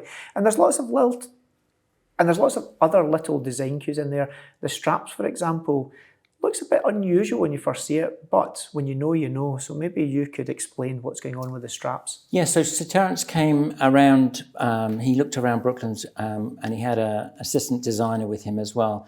And he was drawn to the Napier Railton car, but I can remember as we were going through those car sheds, he saw some particular old block tread tyres on a racing car and said, look at that. We've got to reflect that. And that was really why this strap has got these sort of raised pieces on them as they go down to reflect that detail that he saw as he was walking around. So lots of little Easter eggs, so to speak, on this watch of, if you don't know, you don't know. The strap, I just was attracted to it because I think it's a great looking strap, and it's unlike many other straps that you've seen watches. It's unusual, it's different, which is what I quite enjoy in watches, but there's definitely a story there. So to British Watchmakers Day, some of the brands are bringing out special editions that you can only get at the show. Some aren't doing one. You're doing something even different. So there is a watch, but it doesn't really exist till a week from now or so. But it does exist for people who come to the show. Sure. So we were approached by the Jockey Club at the back end of last year. And they'd been looking for a British brand to work with. And they were recommended to work with us, and they actually, I looked into it, and there's an incredible amount of shared history, but they were way ahead of me. It wasn't just that the guys used to race there in racing silks, and they were ex-jockeys and so on. There was a particular lady who put a lot of money into motor racing and a lot of money into horse racing, and that was a lady called Dorothy Paget, and she inherited an awful lot of money on her 21st birthday, and then she set about the rest of her life trying to spend it. But she didn't manage to spend it. She had so much. I think she left about 75 million to her sister in the end. I'm not sure when she died. She was quite young. She was sort of mid-50s. But she came to Brooklands, and the hero of the time was a guy called Tim Birkin. And she decided she was going to sponsor Tim Birkin to make supercharged Bentleys. Bentley didn't want to make supercharged Bentleys. They thought it would make their cars unreliable. And I think they were quite right. But Tim Birkin wanted more power, more speed. And so she spent, I think, about £4 million in today's money in a year at Brooklands supporting these supercharged Bentleys. And after a year, she got fed up because they weren't winning. And then she went back to horse racing. But she carried on sponsoring one particular Bentley, which was a circuit racing car. And that turned out to be the fastest supercharged car at Brooklands. I think it went at about 137 miles an hour. But she went back to horse racing. A breeder came to her and said, I've got 2 amazing horses. They probably get told that all the time, but these really were. And one of them was called Golden Miller. And Golden Miller, I think the trainer at the stables and the jockey and the stable lad thought he was a bit of a cart horse. They were really disparaging about him. They said, he'll never win anything. He went on to win the Gold Cup 5 times in a row. Only horse ever to do it. And also in 1934, he won the Grand National. So Dorothy was a big bettor. So she would bet £10,000 at a time, when £10,000 was a lot of money. Today it's still a lot of money. Yeah. So she bet £10,000 he'd win the Gold Cup for the 3rd time, £10,000 he'd win at the Grand National, and £10,000 he'd win both. And she won on all 3 bets. And I think it was the equivalent today of about 3.5 million she won. So whilst trying to spend all her money, she was actually making money. Yeah, but I think in terms of the amount of betting that she did, it probably didn't pay off. Didn't make up. Never does, to be fair. No. The bookie always wins. But he was a phenomenal horse. And so the Jockey Club want to celebrate that horse. And when they came to us, they said, we've got an original racing shoe from Golden Miller, and we want you to incorporate that in the watch. And to be quite honest, I was horrified. I said, hang on a minute. Do you know the standard of this stainless steel? It's like a contaminant to me. I didn't really get it. This is the stuff I get rid of. Yeah. And I imagine this wrought iron, shoe, but it's not. It's the most dainty, light aluminium shoe you can imagine. And we kind of agreed that we would put the problem back on them. So they went to their trophy maker and they said, what can you do with this then? He said, right. And he came up with an alloy, which is mainly silver, but includes the aluminium from the shoe.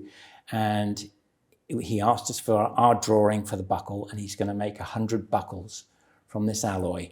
Now, I didn't really latch on to the significance of all this until they told me that they've got a bronze statue of Golden Miller at Cheltenham, and all the punters go and touch his hooves. And all the hooves are all as shiny as anything from these thousands and thousands of people who've been doing that. And they said, this really is very special, that they don't have literally a buckle on their wrist that they can just touch with their thumb that's got original Golden Miller, racing shoe material in it. So I gradually was coming round to the idea, and I think it's, for them, it's absolutely fabulous. And it's a really, I guess, it's quite an innovative way of doing it. There's the obvious incorporate it in the case or have something in the dial, but having it in, in that little pin buckle is a really nice way to do it. And as you said, they can touch it. But this watch, so this launches at the Cheltenham Cup, which is around a week after British Watchmakers Day. It is, but yeah. Anyone that's coming to British Watchmakers Day will, A, be able to see this timepiece before it makes its public debut. So there'll be something special there for them. And of course, if they see it and if they take a fancy to it and they want to take a punt on it, see what I did there? Exactly. They may be able to put a reservation in for one of only 100 pieces that you're going to make of this. Exactly. So it goes on sale online on the 11th of March at 9 a.m. But anyone who comes to Watchmakers Day and wants one can reserve one. So... Well, if there's ever a reason for you to come along, now, of course, there's plenty of people who unfortunately won't come along, but the beauty of this piece is, unlike some that will sell out during this event, if they don't get along or can't come along because they've not got a ticket, they can still, on that date that you just mentioned, get their hands on one of these if they're quick. Exactly, yeah. So remember that. If you're watching this after the show, all is not lost. Well, that is brilliant. Thank you for that little potted history of the brand. And, I think that shows that brands are sometimes very much about design, they're very much about a specific narrative, but this incorporates British history and some of those pivotal moments in motorsport, in horse racing, worlds that you don't think relate to each other, but with aviation, with cars, with horses, they're all coming together in these brands. Past, present, future time, short answers. You can't think too long. You have to just shoot from the hip, so to speak. So since the last British Watchmakers Day, which was the first first and the last. No, it's not the first and the last. It was the first, but it was the last one. What have you and the brand been up to in the last 12 months? So the first thing that we did was we made some chef's casebacks for our 444 watch. So Sir Terence wanted Claude Bosey, who worked for him at Michelin House, to have a special watch from us. And so we produced a caseback that had sapphires in it that reflected the number of Michelin stars he'd won. So he's won 2. He has 2 blue sapphires on the back of his watch. And since then, we have one with Tom Kerridge, Raymond Blanc, Alain Roux, and the last one is going to Heston Blumenthal. So we've enjoyed doing that, enjoyed seeing a bit of their world. Well, that's a world for sure. If you enjoy your food, you've probably eaten some of the best food in the world, in fact, over that collection of chefs. Challenges in the last 12 months, good or bad, what have they been and how have you overcome them? Okay, so challenges, we've been looking at pushing our P1 racing bezel, which we patented. We basically went out with an approach to brands to say, would you like to license it? And that's been a real challenge because there's a distinct lack of interest. But our fallback position is to launch the watch ourselves, and I signed off the designs yesterday. I'm really looking forward to that. So challenges that has a good outcome, hopefully. Yeah, I think it will have a fantastic outcome. I think that's going to be our signature watch. If a brand has a signature watch, that's going to be our This will be your DNA. Yeah, exactly. Amazing. So towards the present then, British Watchmakers Day, what does it mean to you? You as you and you as the brand. So I think for British Watchmakers Day, it's an opportunity obviously to showcase what we're producing in the centre of London. And that's for small emerging brands, that's so important. And the nice thing about this is you get a huge number of very informed people who know their watches, and it's also really nice to get together with the other brands as well. Even walking in today, so many faces, and we've only been in this business for a very short time, but everyone's been really welcoming. And it's always nice to catch up with people, but it's always nice to catch up with the crowd here. It's a particularly special crowd. Amazing. You've got only 3 words. I'm being generous. I sometimes only give 2. I have given 4, but that was to 2 people. Using only 3 words, sum up the British watch industry in the UK. Emerging, exciting, continually successful.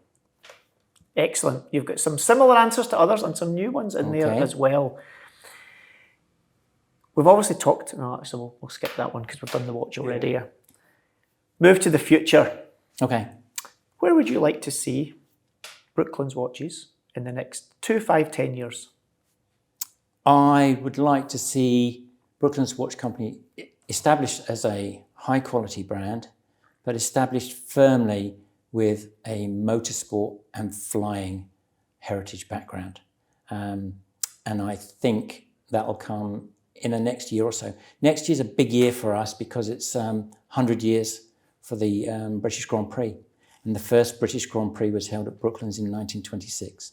So we're going to launch the P1 later this year, and next year there'll be a special 100 off to celebrate that centenary, and it's a fantastic looking watch. So exciting things ahead there. Yeah. And finally, to round this out, what would you like to see happen in regards to the wider UK watchmaking industry? I think with the number of brands that are sort of building at the moment, I think it's going to be inevitable that there will be components starting to be available that are manufactured in the UK. I'm sure that's going to be the case. And then with time, it'll be more and more and more. But yeah, I think I can see that happening. And I think that's an exciting future. And that is an answer that is aligning with pretty much every brand we've spoken to. And we've not put them all in a room to discuss their answers beforehand. They're all coming in as individuals. And it shows that there's a real desire within the British watchmaking industry to actually make things in the UK where we can. We're here with Jem from Elliot Brown. Hi. Not Jern as is typed on my sheet, but no, we'll go with it. I thought I was mispronouncing it for years, but we'll get it right. I knew it was Jem, but I was doubting myself. So, Elliot Brown. I'm sure plenty of folk will have heard of the brand, but there's always people out there that haven't. So, what is Elliot Brown? The 30-second elevator pitch of Elliot Brown. I'll give you 20 seconds. Oh, I'm even being better. generous. Okay. We established ourselves in 2013, and it's owned by two people, Ian Elliot and Alex Brown, and they are very active co-founders still. They're still very much part of the business. And they come from an extreme sports environment. So Ian Elliot actually founded Animal way back in the 90s. And what founded Animal at the start was a Velcro watch strap, which everybody knows and loves, and had either a love-hate relationship with or just bought one every 6 months because they smelled really bad. I was about to say that. I had many a strap. I actually found one 6 months ago. I think it's a new life form. Yeah, I'm not surprised. But amazing things, fantastic invention. They sold 1 million units and thought we should probably put a watch head on our watch strap. And then the Animal watch that we know and love was born. Fast forward to 2010, 2011, Ian and Alex were sat in a pub where all best conversations happen. And they basically said, look, if we were to do this again from a grown-up perspective, what would it look like? In walks Elliot Brown watches. So we have taken, they had taken everything they'd learned sort of from the Animal days and made it more grown up, more palatable, more extreme, into the point where everything has a shock protection system in it. We use really thick sapphire glass and everything. Everything is tested in water. And by everything, we mean everything. Quite a lot of people will batch test every single head that goes through. Pressure test, pressure tested and everything else, but it's pressure tested in water, so we know that the seals actually work there and then. So a built watch, ready to go, high risk manoeuvres, tested in water. Because when it goes wrong, which the odd one might, because that's called manufacturing. Exactly that. It suddenly gets very expensive. Yeah, but it means that everything that we does then that sort of goes to the general public and we sell, we know has gone through that testing, and we can. The only way to know for sure is to do it. Exactly that. So this is what we're talking here is a grown-up premium product. But it's a true tool watch. Yes, for sure. In the truest sense of it. Yeah, and it's designed to go on every adventure, whether that's walking your dog in the park, to scuba diving, to climbing Everest, to strapping it to the outside of a clipper boat and circumnavigating around the world. You name it, we've tried to do ridiculous things to see and test our watches to the nth degree in the real world. But extreme is what whoever's wearing it decides is extreme. Yeah, absolutely. And adventure's the same thing. And what we like about the Elliot Brown watch is that a lot of people are moving away from your smartwatches and everything else by having an analog watch on your wrist and walking the dog or going out in the mountains or rowing an ocean. You're not, you know the time, you know where you are in that time and space, but you're not then beholden to, I've done this many steps or I've got this email that's coming in and those sorts of things. So the idea about us is that you take us with you, we go on those adventures together, and we have done the testing and the metal to sort of stand up to the things that you might throw at us. So the only metric that your Elliot Brown watch will give you is you're late for dinner. Yes. Which is kind of important. Yes. Difficult. Or the weather system's coming in and you need to summit by that point. Or, and if it does come in, my watch will still work. Exactly that, yeah. Extreme dog walking adventures. Yes. And if you have it engraved, then we'll be able to tell you who you are once we pick you up off the hill. So once we find you 20 years from now in the public park, you're all good. Yeah. I think it's nice that you very much lean into that tool watch heritage and history, because I say heritage as in, not the brand older because the brand's new, but the history of the individuals concerned in it as well. I think that's really important, and we are an established independent brand, but we are still against big fish, the Swiss market. We are still very young, and heritage is something that is earned over a long period of time. But actually, if you look at the people that we've worked with and how we've gone about those relationships, I think that also brings in heritage.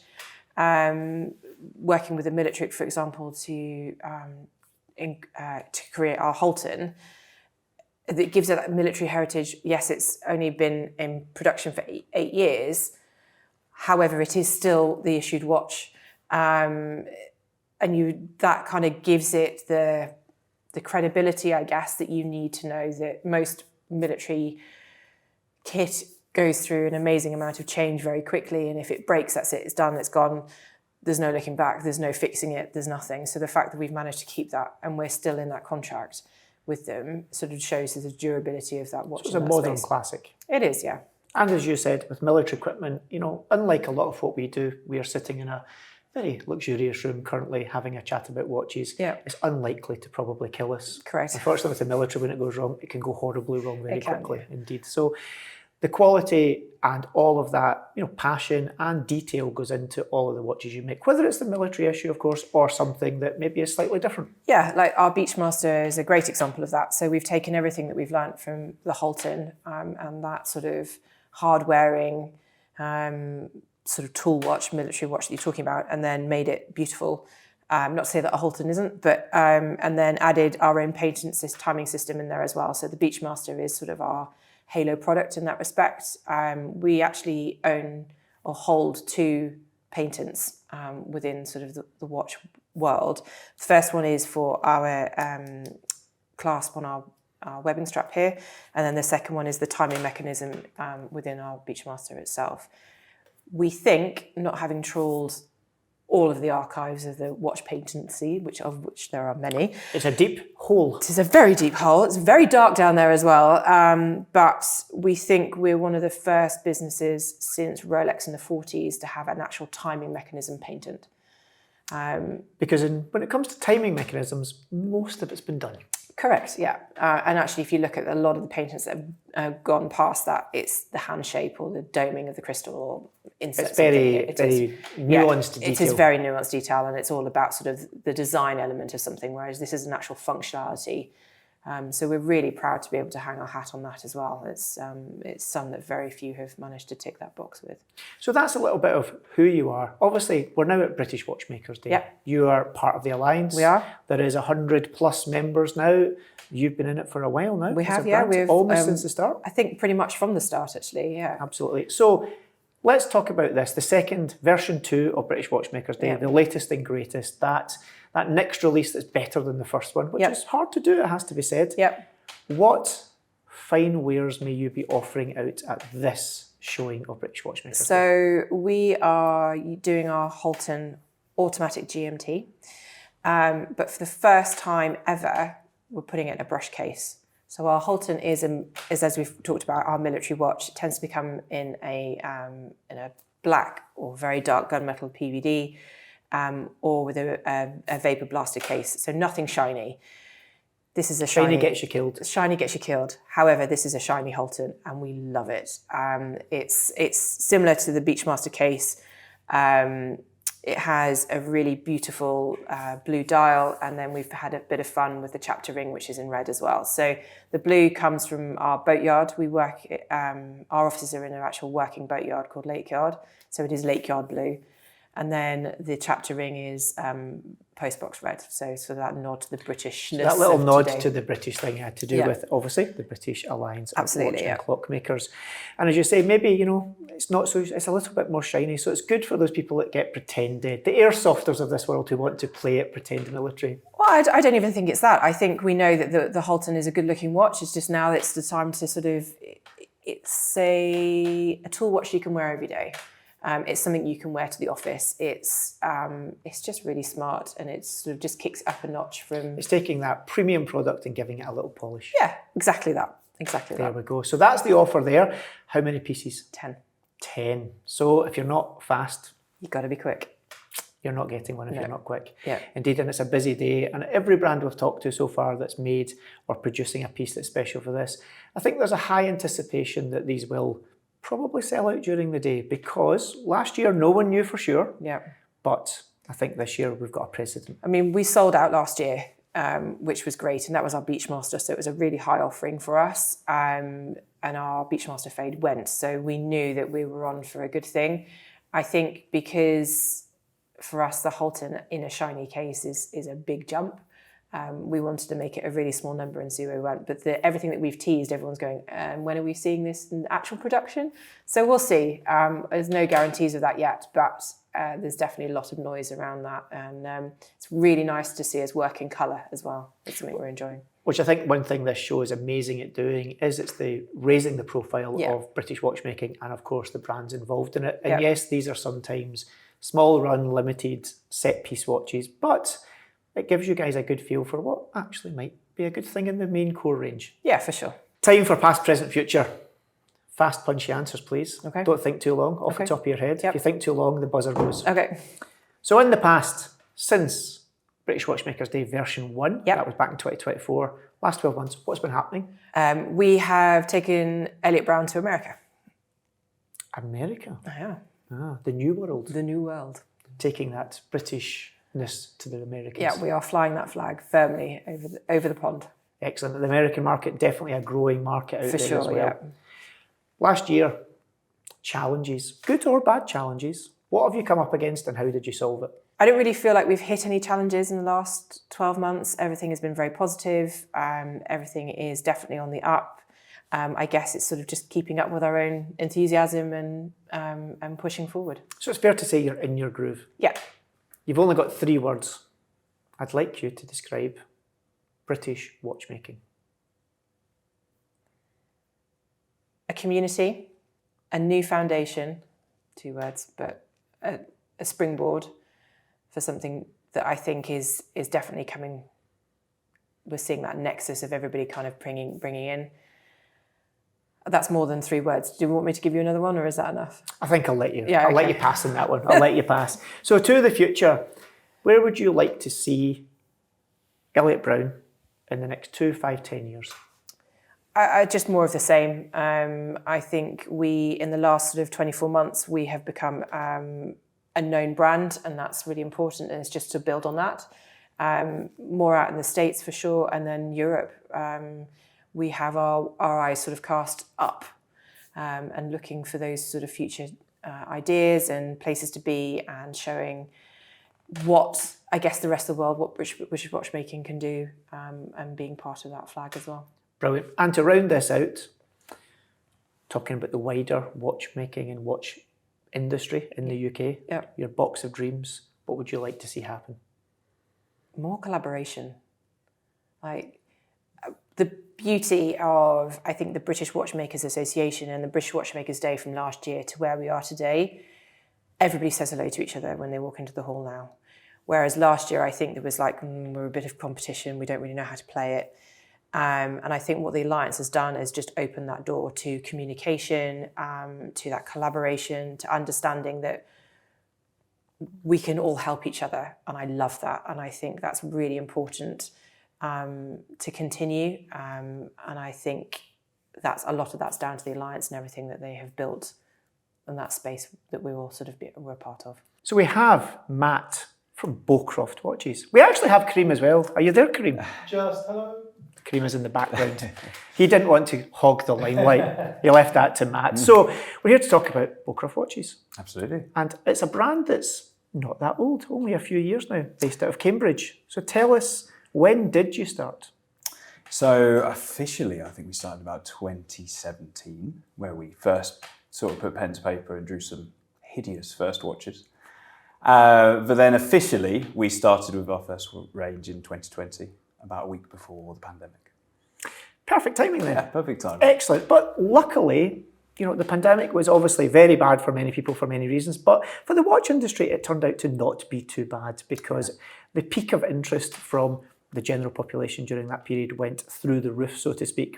I guess when you're stuck in your house and being driven mad by the 4 walls, the internet and watches opened up the world to a lot of people. So maybe a good time. 100%, 100%. Yeah, I mean, a lot of, I remember very early on, like I was doing these sort of weird watch dates. Obviously, we had no events, no way to show watches. So we were like meeting people online, like chatting to people and then arranging to meet them in a pub to like show them our first watches. It was like all above and above board, of course. Usually. Yeah. But it was a good kind of way to get to know your first customers, because it was kind of more one-to-one, right? You had to make an effort. You had to work for it. Yeah, exactly. And obviously, you've gone through, in a short period, your design language has really, matured, and it's kind of come on leaps and bounds. Not to say that the originals were bad, but you've honed your craft in terms of your style and your feel over the years, and that's been a pretty, kind of tough trajectory up the way. Thank you. Yeah, thank you. I think I think we agree. I think you learn so much. Just those number of hours ramp up that you're, wearing your watches, designing watches, being immersed in the world, and as you say, just kind of refining what is your DNA and what are the things that really spark interest, and really having that kind of reflection back from your customers. People tell you so much. People are very willing to share it. Tell you what they like, what they don't like. So I think you just often without questioning as well. But your market, you're a small British brand based out of Cambridge, which is in the southern part of the UK, for those not familiar with the geography. But how are you finding the kind of reception, in the UK and in the wider market? I think we built a very tight little first network in Cambridge. We were selling our watches from a gin laboratory. So we were inviting people in to come and see us right in the heart of the old town. So we built this kind of very local, lots of people coming to buy watches for a big celebration, a graduation, a big milestone. And I think from that, we've kind of dived into the watch world. And now a lot of the conversations are with more collectors and people that, are looking for something that sparks something different in their collection. So I think that has matured us a lot. And now we're kind of looking further afield and kind of bringing out the British design, but to North America or to the Middle East, and kind of taking those aspects out there. Slowly but surely dipping your toe into other markets. Yeah, definitely. I think we've seen. I think as we know with this show, like there's such a resurgence of brands, and they share a similar sort of boldness and kind of characteristic of classic meets punchy colours and design, and not taking yourself too seriously. So you mentioned the show. Obviously, the reason we're having this little chat is the British Watchmakers' Day, which is the annual show. This is the second outing of it from the, of course, Alliance who put this show on. Mainly a trade body, but this is their public-facing side of it, where they allow all the brands into the wild. They let the public talk to them. A point of difference of this show over a lot has been that they encourage the brands to do something special just for the show. And I believe you're one of the many brands that have taken up that mantle. So what are you proposing as your piece uniques for this show? So I'm wearing one today. This is what we call the Penfold. So for the last 15 years, I've known a guy called Tim, an artist who I knew in Cambridge, doing a lot of street art and murals. Really played around with colours, geometry, layering, and sort of quite abstract, quite punchy illustrations and murals on the side of many sort of famous buildings. So I always felt that could look fantastic on a dial, something that kind of is, a piece of art on the wrist, piece of modern art. So it's going to be something that you either love or hate. But something that really brings out the colour, has a bit of depth to it, so that when you sort of tilt the watch, you see that the artwork is actually raised and on a separate component. And just something a bit different. And I'm glad you went into that, because I always say a watch, you should either love or hate a watch. Yeah. If a watch is meh, then that's it. For me, the beauty of it is, some people will just be like, absolutely wrong. So it's great to see you leaning into that. You can't please everyone, so to speak. How many pieces are we making? So we're doing 75 pieces. Okay, and they're only, of course, available at British Watchmakers Absolutely. Day. So if you are not a member of the Alliance and you've not joined up, or you've not got a ticket, you should be doing that for next year, because if you want to come along and get action and get one of these pieces. So outside that, the greater range has been growing. How has that range been developing for you over the last 12 months? So I think, when we started out, a lot of our watches were quite dressy, sort of those classic dress watches with some bold colour.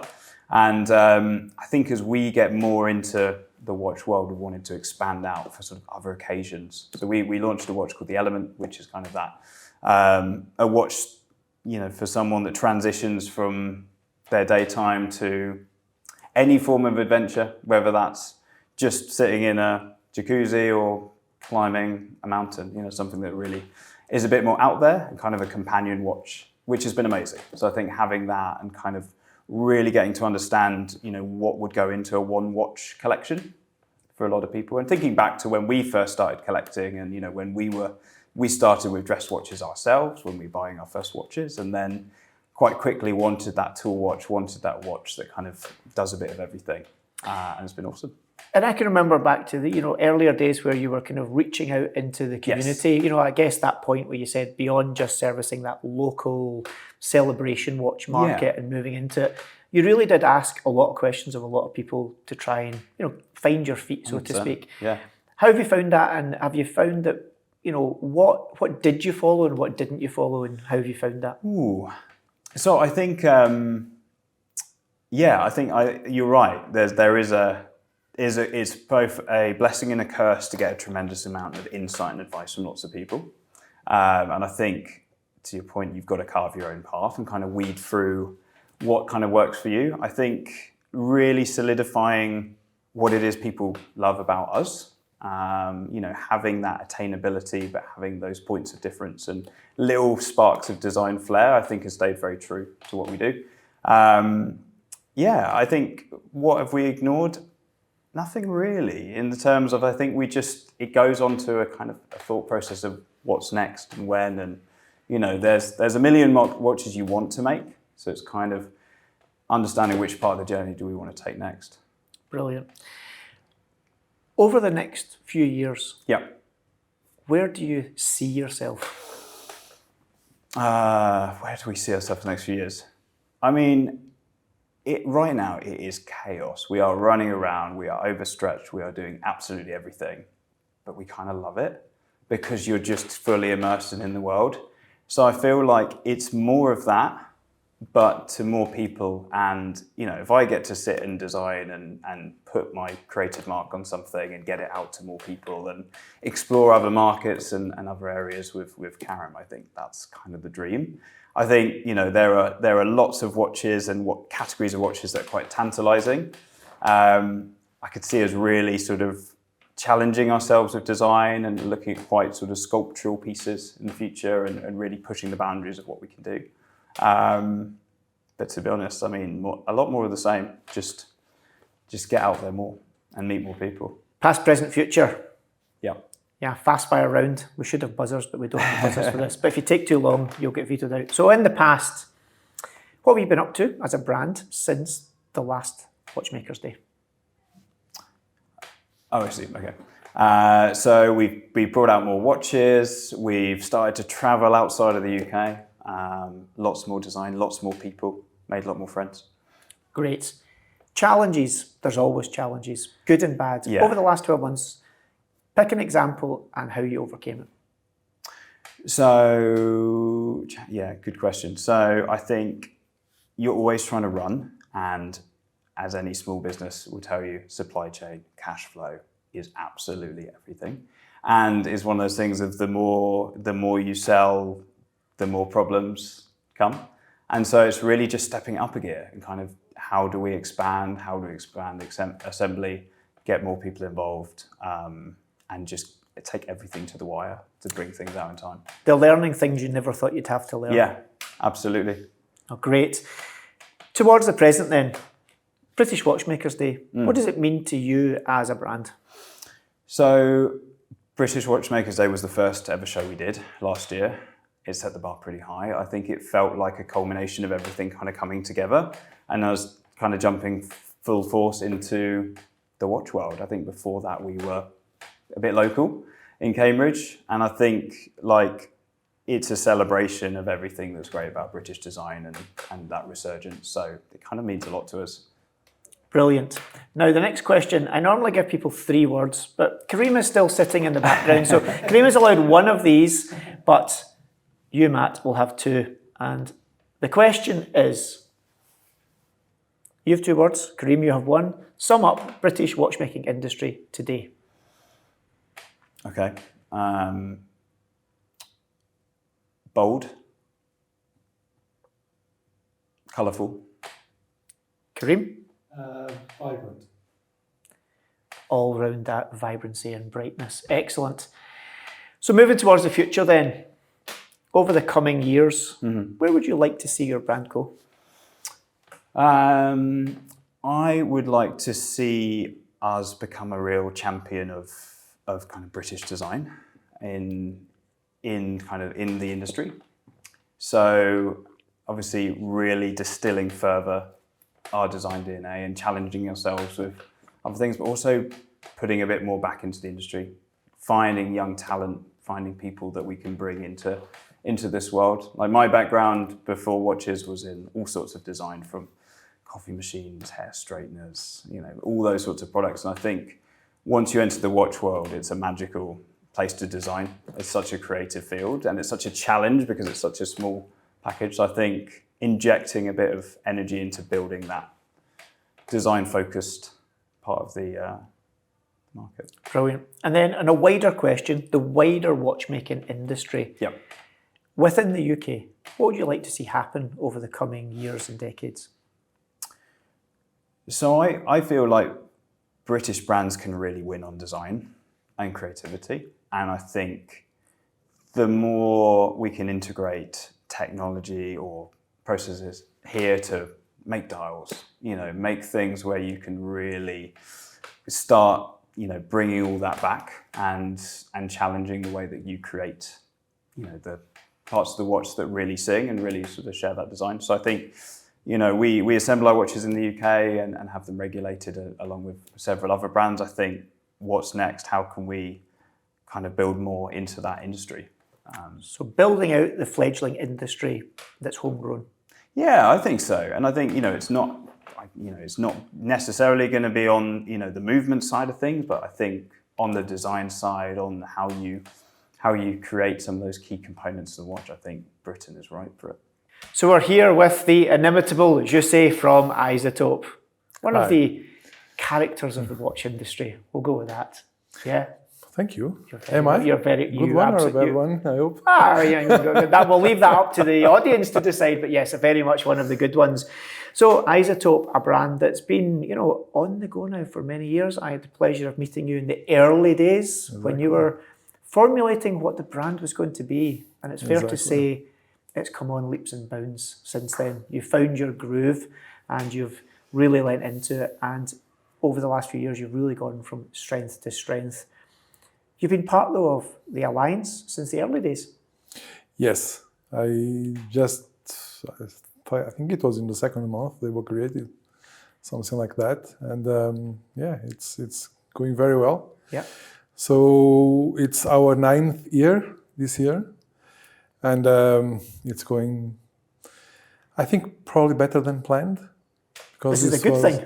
Yes, because this was a plan B. After COVID became plan A. And so far we have been able to really do some great and creative stuff.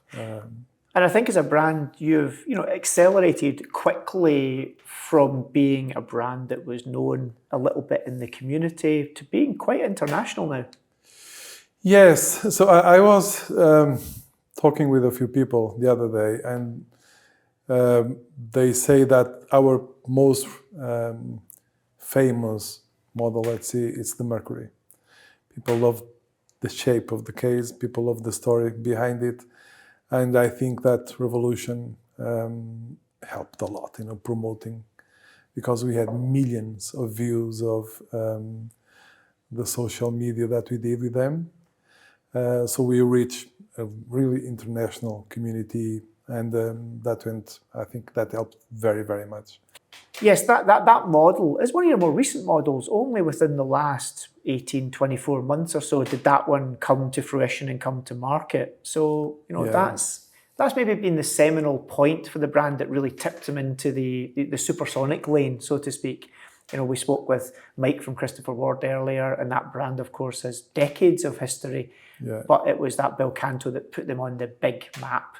I think possibly this watch did the same for you. Yes, I think that the Mercury is a case that allows us to play a lot. But it's not only that, because we started creating and materializing what we were doing, what I was imagining during COVID. And it takes time. It takes a lot of time, because we are not making very easy watches. We are making complicated watches. And they take 2, 3, 4 years to materialize. And now we are bringing out those designs that we started thinking about them 4 years ago. and I think people are excited to see what are you bringing to the market. And lately, so about 6 months ago, we announced that we will have a Marker III dial and a Close-on-A dial for the event, and that really created some expectation, because it's not normal for a brand like our small brand to have that kind of offer. Yeah, the whole Metidar world is normally reserved for six-figure price tag watches from super established artisanal brands. And, you open that gambit. So, British Watchmakers Day is an event unlike really any other watch event in the world, because it's all British brands. Yeah. And of course, they've had this narrative, let's try and encourage the brands to do something special for the show. Exactly. You mentioned earlier, you don't generally take the easy route. Sometimes some of your watches look simple, but they're usually not so simple to produce. Exactly. You've went into it hard with these dials for this special edition watches with, as you mentioned, things like cloisonné and the whole kind of marquetry area. Yeah. Are you a glutton for punishment? Probably, it's very difficult. It has been very difficult because the case initially was not designed to support thick dials like Marker III or Close-on-A, for example. So we had to, apart from finding the right suppliers to do that and the right artisans, we also had to develop a way of fitting a movement and a very thick dial and hands and a crystal, everything in 1 centimeter or 10 millimeters. So it takes time to get there. So everything that we are bringing to the market takes a really long time to develop. So I need to start making easier stuff. But you won't, because I know the next thing will be even tougher. We should actually maybe let people understand, because obviously there's lots of these terms that get thrown about, and the watch industry is full of French terms and traditional terms. Maybe explain to people, just I guess in simple terms, what is marquetry? What is the concept? Marquetry is a technique that was developed in the 17th century in France. It was used traditionally for furniture. How to decorate walls, decorate furniture, and then evolved. So this was made out of wood, and then evolved for straw, normal straw, like the straw you see on a field. And there is a technique. Now there is only one guy in France that he dyes the straw, so we can extract almost every color from the straw except white. And when the straw is ready, there are 3 artisans in the world that can do micro marquetry with straw. And lucky, we are working with one of them.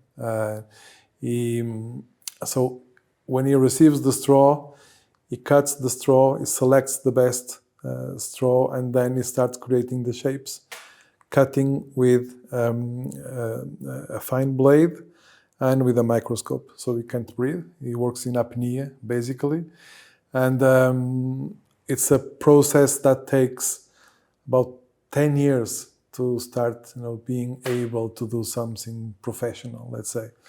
And his mentors are the same people that do the dials for Hermes and Louis Vuitton. So it's the same people, the same materials, the same everything, but working with a smaller brand that tries to push the boundary. So this technique is usually very traditional. They reproduce paintings, they reproduce parquet, they reproduce things that come from the last 3 centuries. But we are giving him new designs, pushing to make something really, really difficult, but he's enjoying it, and me too. So obviously something super special. How many pieces have you done for British Watchmakers Day? We made 5 in marquetry and 5 in Close-on-A, so in total 10. 10 pieces. And I'm assuming there's all a little variation between each of these pieces because they're handmade? Yes. It's one of one. So, and there are even if he's used the same design, the colors are always different and the dimensions are always slightly different because we are working with dimensions of 1.5 millimeters. So there are some deviations. So one is 101. There are nothing. So 2 designs similar. with 5 piece uniques within each of those categories. Basically, yes. And I'm going to guess that they will not last the day. So I think these will go quickly. I hope so. It seems to have got some amazing press. There's a couple of people who have special watches coming out at this event who have definitely got some of the limelight. And for sure, I think the fact that you're doing these, métier d'art skill sets at a very accessible price point compared to what normally you would have to pay for them, I think it's going to be an exciting time. Yeah, but what we have here, and even the other brands, they all push the boundaries. They are doing amazing stuff and really creative, and some of them more affordable than us, which is really cool. I think we'll have a full range of possibilities for everybody that is going to be here tomorrow. So yeah, and you just lent into a point there, which so many of the people that we've talked to today have said, it's about community and spirit. And it's not just about the individuals coming along being the community. Exactly. The brands are a community. Exactly. Yeah. You are a brand. Tell us a little bit about how it feels to, to work in an industry where who are ultimately your competitors and peers work in such a collaborative manner. We work well with most everybody. I think it's when we work together, it's very helpful because we don't have the budget or the presence of a mainstream brand. So when we are together, small brands, we can reach more people. Power in numbers. And more people. My customers will in the future be someone else's customers and the inverse as well. The bigger cycle. Exactly, because now we have these, then we'll have something different. The community is not static, so everybody, it's always growing. So it's a very good moment to have a brand, a watch brand, because people are really discovering what watchmaking is, and we are, as a micro brand or independents, we are bringing things that were not possible before. There are lots of innovation. There is lots of new techniques coming out, lots of new materials, so many things that I learn with other brands, and I hope that they learn with me as well a few things. So we are always exchanging ideas and talking among us to see how we can evolve. And I think the beauty is, and I think many of the brands do this, but Isotope for sure is one of the leaders in pushing the narrative of what you can do. I honestly, I think that's fair to say. You do push. Who else has thought of doing marquetry in a watch at this kind of price point? Well, you're the only one that's got 5 of them, so I think you're the only one that came up with that idea. So we're on the fast fire questions. A little bit of the past, a little bit of present, a little bit of future. Okay. So, since last Watchmakers Day, what's the brand been up to? 3 new watches, jumping hour, chronograph, and lots of luxury. Excellent. Challenges. What's your biggest challenge and how did you overcome it in the last year? Suppliers. Very difficult to find good suppliers. End of story. Yeah. Fair enough. Still working on that? Yes. Always. There we go. Always. Work in progress. Yeah. So into the present, what does British Watchmakers Day mean for you and the brand? An opportunity to show among our peers what we can do and to try to get stronger in the market that we belong to. Brilliant. How do you see, in as few words as possible, the British watch industry today? Exciting. Very exciting. And of course to the future. Over the next 2, 5, 10 years, where do you see Isotope? The next few years, we will keep pushing the boundaries. I wake up every day with new ideas, and as long as I have time and health to invest in design, I will keep doing that. Brilliant. And finally, if you had the magic box that you could pull something out that you wish existed in the UK with regards to the wider watchmaking community, what would it be? case manufacturer. It appears case manufacturing is popular amongst you and your peers because cases, dials and hands have come up many times. Yes. So it's also great to see that there's a degree of realism as well. Nobody has said movements. They've said maybe in 20, 30, 40 years movements, but cases and dials. So maybe Santa will be good to all of you in the coming years. You have the privilege of being our final interview of this series. This is Piers from Pinion. Nice to see you. Thank you. Yeah. Great for you to have you here. British Watchmakers Day. This is what this is all about.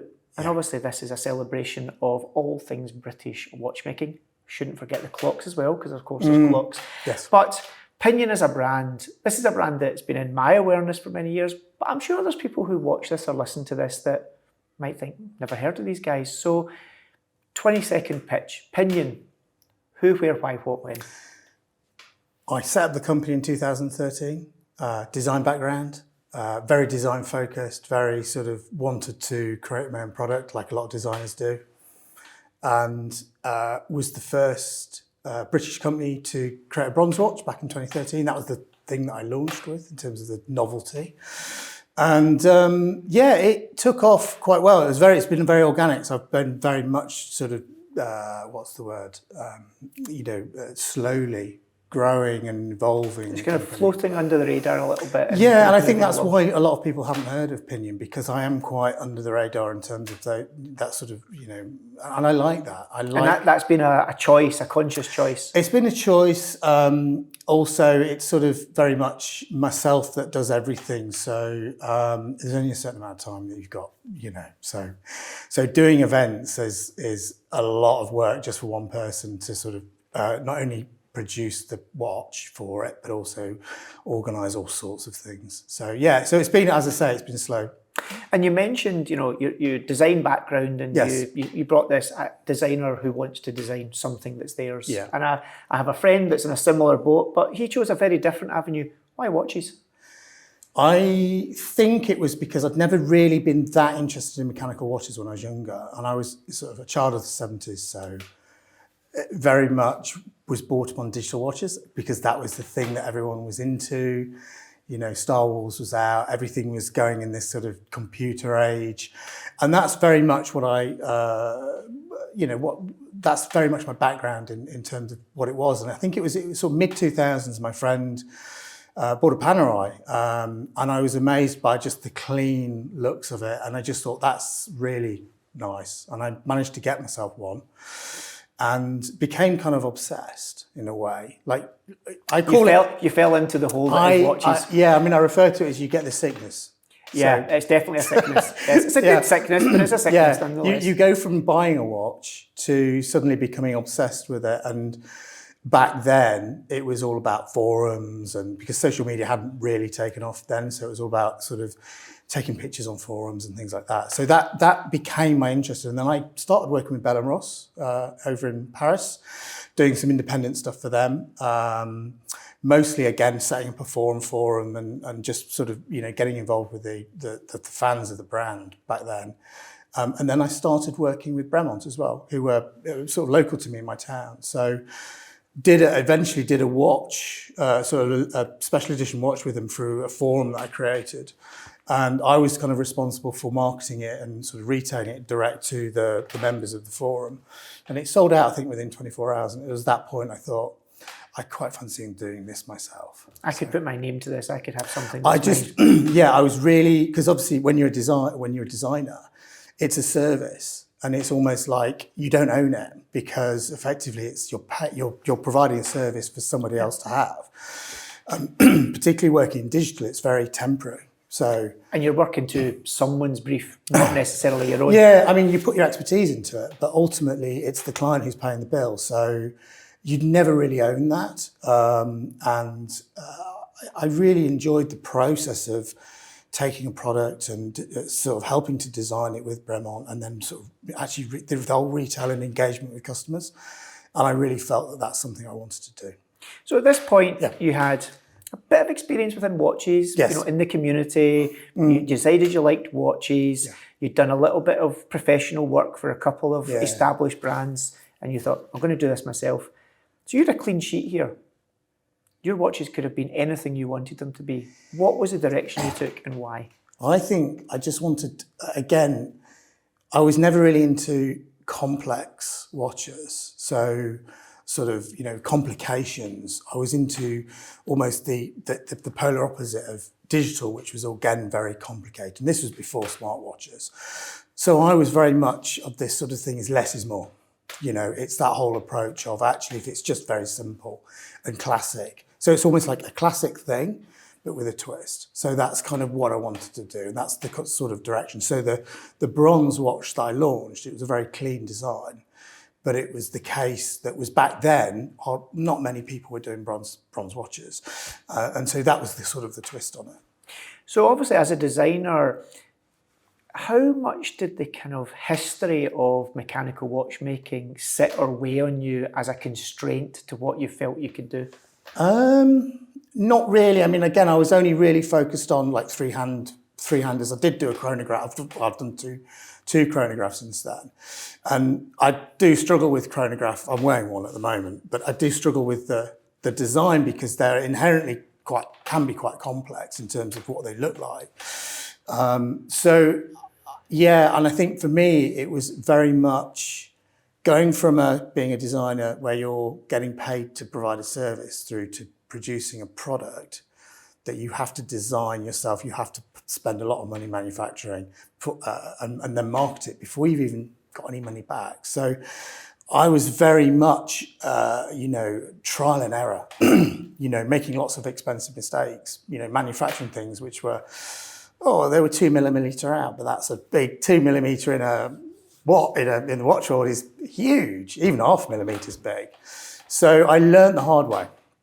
And so the restrictions, what I was working to were quite simplistic, but I kind of build upon that as I go. So I think from a designer's point of view, the simplest thing to design is actually when you look at the watch from let's call it the externals. But actually one of the hardest things is the heights, is actually designing the heights of the hands, the clearance of the hands, depending on what so if you've got a GMT, for example, where you've normally got the hand is the lowest setting, you've got to clear that against something. So for example, on a watch that I did in 2018, I kinked it. So it actually went over the applied indexes. So again, that's the restriction, but that's actually working with that design. So obviously you'll know this, there's many things in watches that appear simple on the face of it. Yes. But when you actually get asked to change it, you put your hands in your head and wish no one had asked the question. What is the one thing that you would say to people watching this that they think is easy but is much more difficult?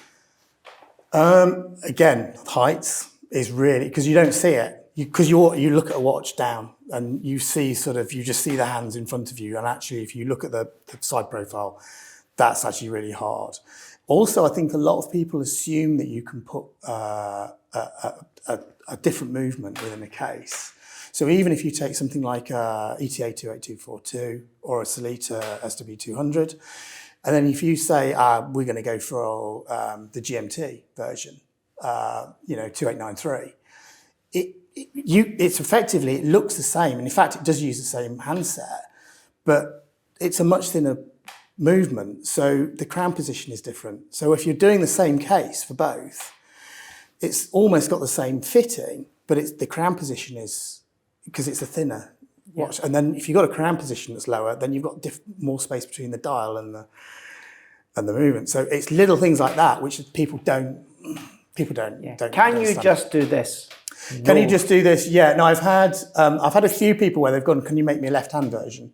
And it's like, yeah, we can do that if it's not got a date, because you can just reverse it, but you have to wind it in the opposite direction. So it's a little bit, but actually people like that. People don't mind that because they're wearing it on their other hand. But yeah, I do get a few requests of, can you just do this? Can you swap this out for this? And it's like, no, you can't. Well, that sums it up for that area. But British Watchmakers Day, we're into version 2, number 2, 2024 being the inaugural event. Yep. So many of the brands have done something special for this event, and you are no exception to that. So let's tell us, what have you done that's special for this year? So I've got a range of 38mm watches called Neutron. which are very clean. They have a nice element of detail on them with things like the applied indices where they've got curvature on the top, so it really captures the light nicely. And I've had these watches out for a couple of years now, and I thought I want to do something that's just a different colour, so I've gone with the purple range, or violet as I've called it. And really, I guess the main thing was thinking of a theme. I didn't want to do like red, white and blue. So I just thought actually just mix the red and the predominant covers, the red and the blue together to create a blend of it. So it's a very subtle kind of representation of that. But again, it could be that it doesn't necessarily lend itself to being, British branded as in effect. But you are a British brand. Yeah. And ultimately, if you know, it's all in the mix. Yeah, absolutely. So there we go. So how many of these pieces are going to be available? There's 30. 30 pieces. Yeah. And I'm sure, like you were here last year, yes. And you were one of the brands that didn't have FOMO. Many brands didn't attend and suddenly decided that it would be a good thing to be here. Yeah. How do you feel things have moved on in the last 12 months? So I think what's really interesting is when I did I did this show last year, I turned up with no expectations, hadn't planned to do a special edition. I just thought it sounds great, sounds like a really good, venue and stuff. So I just turned up, was completely blown away by the crowds, the response. And I think for me, it was like a tipping point. It's like, okay, we've arrived. Effectively, this is now the platform, I think, and I think a lot of people took notice of that. And how did you feel? Do you think that was a moment for you and a brand that suddenly pushed you from I've maybe heard of them or I haven't heard of them to actually you're on the radar? Yeah. So what's interesting is I think up until about 2019, I was doing a few shows, and then I think when COVID hit. I kind of just like, well, we can't do shows anymore for the time. And I kind of just didn't bother. And so for a good, I'd say 3.5 years, I hadn't done any kind of show or anything. And I think to a degree that actually had an impact on the recognition of the brand as well. I think a lot of people that were coming into watches at that point wouldn't have heard of Pinion. And I think with the show last year, because it was so inspiring for me to actually think this is actually something totally different now. I made a big effort last year to do several shows, one in Manchester, one in Brighton, one in Birmingham, So, and I'm doing the same this year, so I'm going up to Glasgow. So, yeah. So it was the classic out of sight, out of mind, and that was the show that kind of awakened you again to, I need to talk to people. Yeah, and then I also said, I have to do a special edition for next year as well. So straight away, I knew I had to do one. The other thing that's really interesting as well, and one of the benefits of doing a show, because if you sell online only like I do, a lot of people buy your product either based on reputation. I felt compelled to do a special edition for the show. And I think what's interesting with certainly the show last year, and for brands like myself that only sell online, where people will buy a product based on looks of what they see and they like and specifications, but also reputation within comments and other things like that. I actually had another design that I was doing last year, and I had already done some sample dials for it. Based on the feedback that I had last year, I actually completely scrapped that and did a completely new design. And that's one of the benefits of the show, is that you get that feedback from customers. You get that brutal honesty sometimes. You just get, they want this, have you got this, or you're doing this or that? And you kind of think to yourself, you know what, I'm going to rethink this, and I'm actually going to do a different design. So that was a direct result of the show. So it really did. The seeding of an idea that you didn't even know was an idea. Because I was going on a direction that was like, this is, and actually it was fine, but it did have a date, and then I went, no, I'm not doing date. Because everyone was like, we love your watches without dates, and we love the colour of those dials, and they were electroplated. The new watch I was doing was painted, and I thought, no, I'm going to scrap it, and I'm going to do this new collection. Which it's fair to say that as an event, obviously it gives people access to yourself and your brand and your product. Yeah. But for you, it's a melting point of ideas. It's the feedback. It's that direct feedback that you get from probably hundreds of people that you speak to in the day. You do get feedback on emails or online, but it's only a fraction of what how you see people react when they see stuff, or when you can see them talking about it with their friends and sort of commenting on it. You kind of take all that in. It's really and quite important. often, if you get a reply, if you get feedback by email, it tends to be very synthesized. If someone's taking the effort to do it, you're like, is this whereas, as you say, the global voice is a much more affectionate. You see the emotions, and that's what you don't see in the email. A few quick fire questions about the past, the present, and the future. Okay. Since last British Watchmakers Day, what's happened for Pinion? I think involving in that new collection. So that collection which I then scrapped when I was here. So I think that's definitely one thing that I've done. I've also been involved in a film this year as well, which is good because I've got heritage with that as well. So brilliant. So we'll come to the present. Yeah. British Watchmakers Day. What does it mean to you as a brand? It is very much about, I think, the community of all the brands. A lot of us know each other, and that for me it's about being part of that community. Great. In 2 or 3 words, sum up British watchmaking in the UK today. Vibrant, I think. Okay. Yeah. Succinct and short. Yeah. So to the future, where would you like to see Pinion in the coming years? More recognition, and I think more global, actually. And if you were to have the magic wand and you could have something in the UK with regard to the UK watchmaking industry, what would you like to see? A really high quality dial making, I think. It's a close call of everyone answering that between cases and dials. Yeah, no, dials, because you can do dials here, but I'm talking about really fine, applied, intricate work. Polished, work that you put on there rather than print. Moving from a basic pad print up to that next grade. Yeah. So Andrew, what does the British Watchmakers Day mean to you? I think it's the one exhibition in the year that all the British brands come together to showcase the pinnacle of what they have to offer. Yeah. And what I love about it is that the camaraderie, the sharing of information, just everybody's just so, it's just a great vibe. And I don't experience that at other shows in quite the same way as I do with this show. So we look forward to it all year, and this is the second year, and this year it's better than last year. It's fantastic to be part of it. So what do you think of the British watch industry today? I think it's really buoyant, and what I love about the British watch industry, especially today, is year on year out, you're seeing brands pushing the boundaries of creativity. Britain's known for design the world over, and I think when you look really closely at British watch design, it's really, really pushing forward, and you can see that today, especially when you look across some of the other brands. And I'd like to think, obviously, at Zero West, we're one of those championing great British design. So it's an exciting future, and it's an exciting industry to be in. Absolutely. And so what would you like to see from the future of British watchmaking? It's very easy to say this, and I appreciate the investment would be enormous, but it would be fantastic to see a British movement, or a conglomerate of companies coming together, whether it's external to the watch industry or partly funded by the watch industry, where a British movement is made available to brands within the UK, because that would be great. Johnny, what does the British Watchmakers Day mean to you?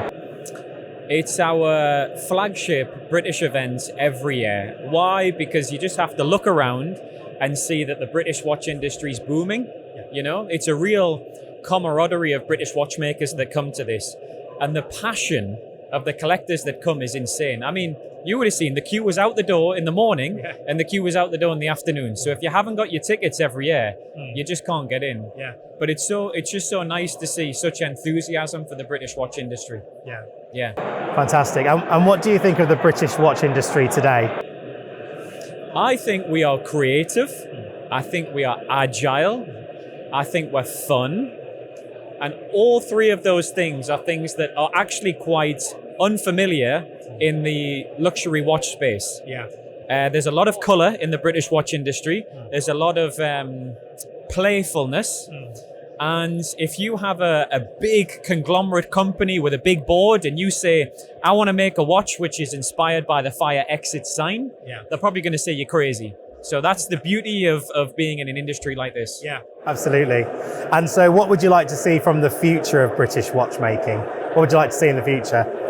I think I want to see more of what we're doing. I want to see more outlandish designs. I want to see more creativity.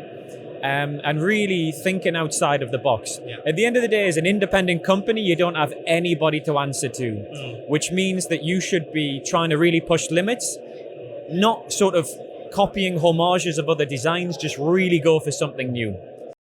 Yep, so first question is, what does the British Watchmakers Day mean to you? Oh, that's a really good question. I've not been asked that one before. Wow, for me, it's a focal point. And it's an invitation. It's an invitation to collectors all over the world to come and meet our amazing brands. But I think, my personal experience, it's just an incredible day. It's kind of over too fast. It takes too long in some respects, because it's so exhausting.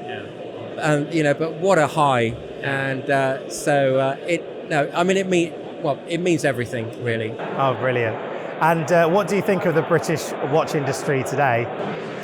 I think it's at the most exciting point it's ever been at. And what's been really fascinating is even in the year since last year's British Watchmakers Day, everybody's just upping their game. I mean, it's incredible. I mean, with the special editions, I think we've seen more creativity. But also, I think at a deeper, more profound level, a technical level, we're seeing a heightened quality. The finishes of watches from British makers just seem to be at another level now. And I think that's very exciting, but also the way they're spreading their wings creatively and with new horological ideas, bringing unusual complications to play now. Obviously, the Christopher Ward Bel Canto and so on. It was a star of last year's show. You've got Brooklands with their 444 racing chronograph. You are starting to see quite a lot of innovation coming into the sector as well. But I think overall, it's never been healthier. We're about to publish our second bellwether survey of the sector. I can't reveal too much, but you can probably tell by the way I'm smiling, it's going to show a very, very healthy sector and one that's in phenomenal growth. Fantastic. And this probably leads me on to the final question for you, really, which is what do you think is in the future for British watchmaking? Well, continued growth is obviously the main thing. I think that in terms of evolution of the sector, at the moment, I think we are seeing all our makers design in-house, but we're starting to see more assembly coming back in-house. Marloe have just announced that they've got a new headquarters. They're bringing assembly back in-house. Fears, I know, are doing the same thing. And so I guess at both ends of production, we're seeing design and then assembly and QC and fulfillment coming back. Maybe this is the start of seeing the return of a full manufacturing. I mean, certainly case making, certainly dial making. One of the key imperatives with the Alliance is to show the world that we are a sector. The Alliance has 106 members, trade members, about 90 watchmakers, about 16 clockmakers, and that's a market. That's a market for, and it's also very investable. So I think it's pretty buoyant at the moment. But above all, it's just fun. I mean, we're seeing so much camaraderie. We're seeing so many fascinating watches. People being really playful with their design and the creativity that they're bringing to their watches, and I think that's fundamentally why we had a queue starting at 5 o'clock this morning, and which went round the block. So Adrian, we're drinking coffee and talking about watches. That's right. So what does the British Watchmakers Day mean to you? Oh, that's a good question. Yeah, it's about kind of flexing what the British watch community, not just the watchmakers, but the community is. So it's the vibe and the vibe of the people here has been amazing. Everyone's been so positive and upbeat, which is quite un-British actually. But also the turnout's huge, and the dedication to the event. You saw, I think people have been queuing since 4, 5 in the morning. That's wild. But I think the biggest power comes from how many brands have come out to show that they're part of this community. And it's really impressive. One, the designs, and two, the level of watchmaking that's going on. It's, really very cool. So as an adventurer yourself, you tend to be out and about a lot with your watches. What do you think of British watchmaking today? What are your thoughts on it? Ah, interesting. Yeah, I think we've got some pretty epic brands who are making some genuinely tool-like watches, which you've got Elliot Brown, like legitimately used by the special forces. Like you don't get more adventurous than that. And then you got on the other end of the spectrum, you've got Christopher Ward, who make very accessible but hard-wearing watches. Vertex, massive history within the military. Again, very adventurous. So it's that side of things. I think we're doing pretty well. And what do you think the future holds for British watchmaking? I think it only just gets stronger from here. I think British watchmaking, this is flexing the power of what we have. Christopher Ward, I mentioned them a lot simply because they're a powerhouse now. The three guys had an idea and it's turned into a huge success, and I think it just gets bigger and bigger. And the wake from what these guys create just means that other people can carry on and kind of follow in their footsteps. So I just think British watchmaking will get bigger and better. I want to see more things manufactured in the UK. Not from any other reason other than it kind of used to be made here.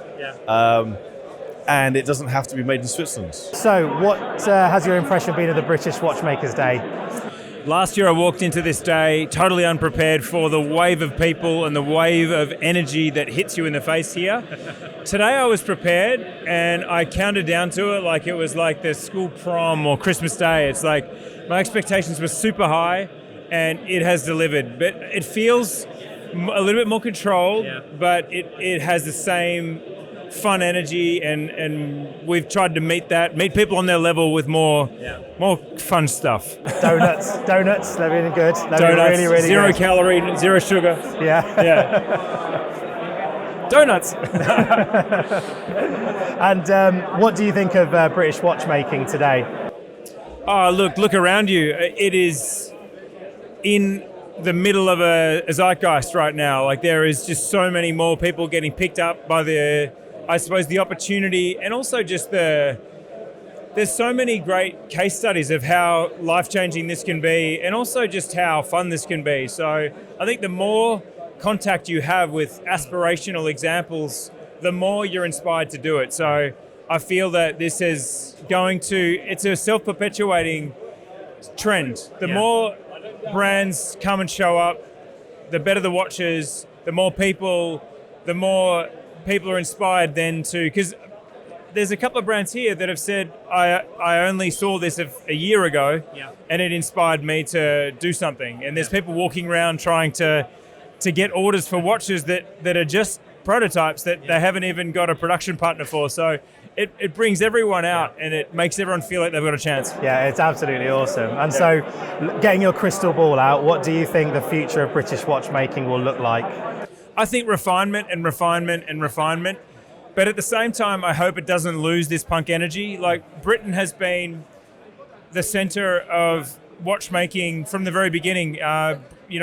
In many ways, Britain is the central story to Rolex. Yeah. You talk about watchmaking itself, but then you talk about the biggest brand in the world. Britain's everywhere in watchmaking. So I think that this puts it in a really great place to still have a.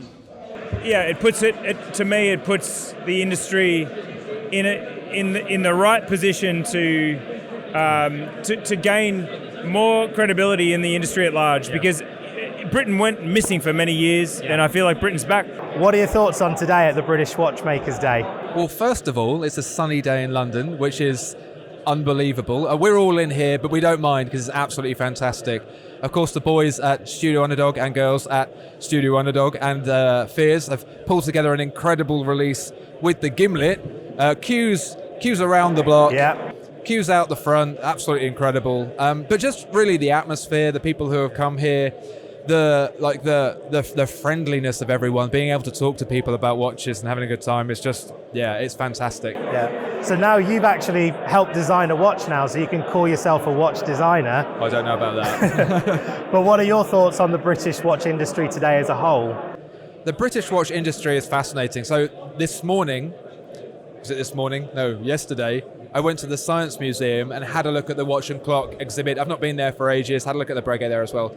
And in the watch and clock exhibit are loads of old British watches. There's the Harrison stuff. There's all these momentous moments. Thomas Mudge, the lever escapement, all of that kind of stuff. And it kind of died off, didn't it? Industrial Revolution. It just wasn't feasible anymore. And it's come back. It's come back through the art of like watchmaking, but so much more as well in design and community and the coming togetherness. And the Gimlet is just a fantastic example of these two brands that have brought two identities together. And a sense of belonging as well that we can all really enjoy. Yeah, I actually really like that collaboration. It's like the most insane brand had a baby with probably the most, technical brand that's probably here. And they've created something just completely awesome. And it's a real kind of mesh of them as well. It's kind of 50-50, isn't it? You can't see more influence of one than the other, as someone said to me earlier. So getting your crystal ball out, what do you think the future of British watchmaking looks like for you or to you? I hope, with the likes of brands like Anoma coming up as well, is that it's all about design, it's all about artistry, it's all about concept, it's all about creating things that leave an emotional resonance with you. It's easier now than ever to make a watch, but it's harder than ever to make one that stands out. And I think that's what the British experience, like the years of evolution of design and all of that kind of stuff has been able to create. So I see more of these young design talents coming through, creating stuff that just like tickles my wallet. So how have you found the British Watchmakers Day today? Super exciting. I was already here last year where we announced that Bremont was joining, and this year is the first one that we participate, and it's very exciting. Long line outside in the morning. I heard someone waited during the night, which I hope is not true, but it looks good. So, very exciting. Very nice to see that there is such a strong passion for watches in UK. Oh, brilliant. And what do you think of the state of British watchmaking today, in your opinion? It's very rich, it's growing, and we really need to work all together. All the brand. I just had a chat with Roger Smith this morning to make watches and watch business, watch design, marketing of watches interesting for young kids all over in UK, so that we can grow and create that infrastructure that the industry needs to grow and to develop over time. And so, getting your crystal ball out, what do you think the future of British watchmaking will look like?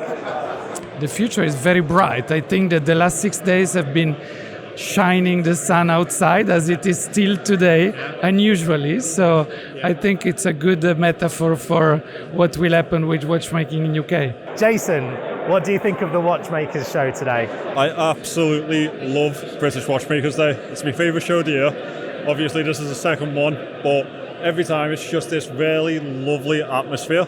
It's just very welcoming. Yeah. So, follow up to that, what do you think of British watchmaking today? Where do you think we're at? Oh, we're flying. I've said this for the last 2 or so years in my videos. I think British watchmaking is going to start rivaling the rest of the world really quickly.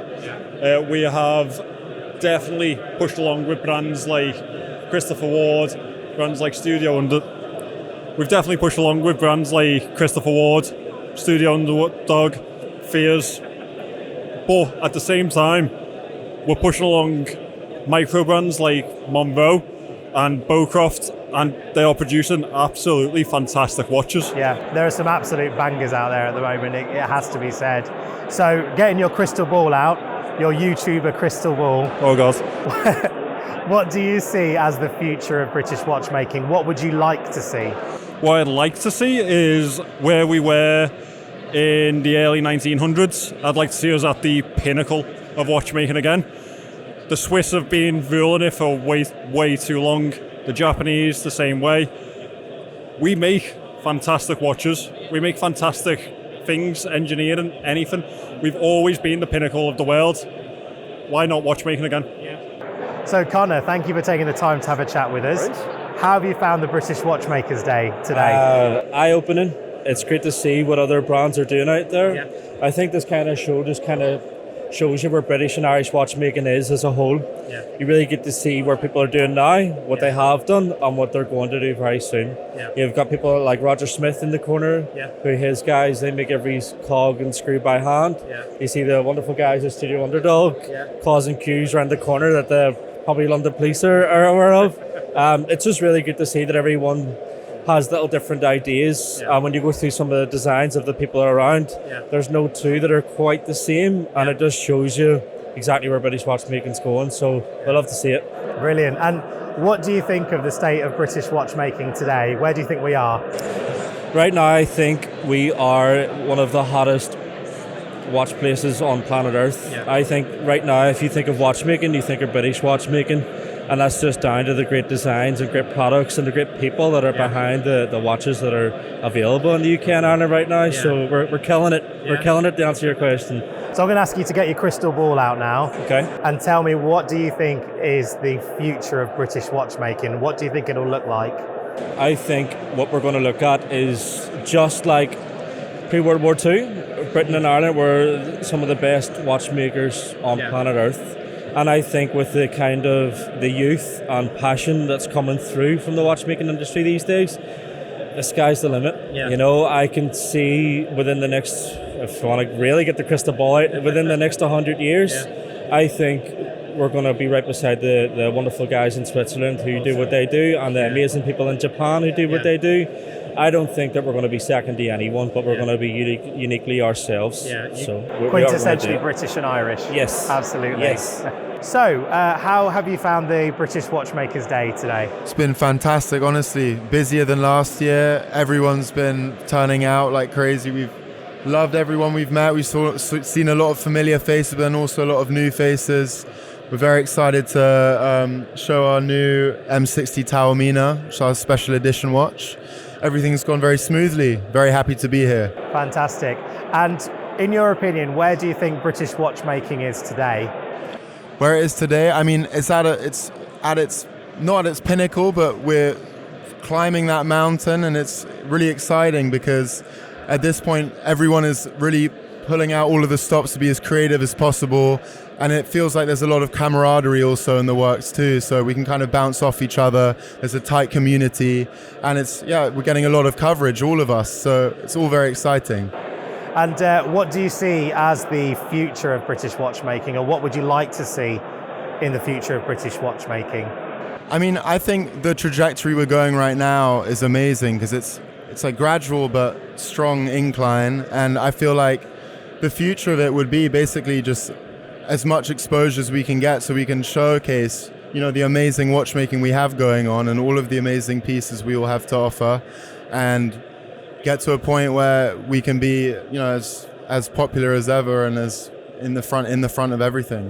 British Watchmakers Day, how have you found it today? Fantastic. Do you know what? This is superbly organised, great crowd, enthusiasts, but also people getting into the watch business for the first time, which we like. Very well promoted in a great building with good light.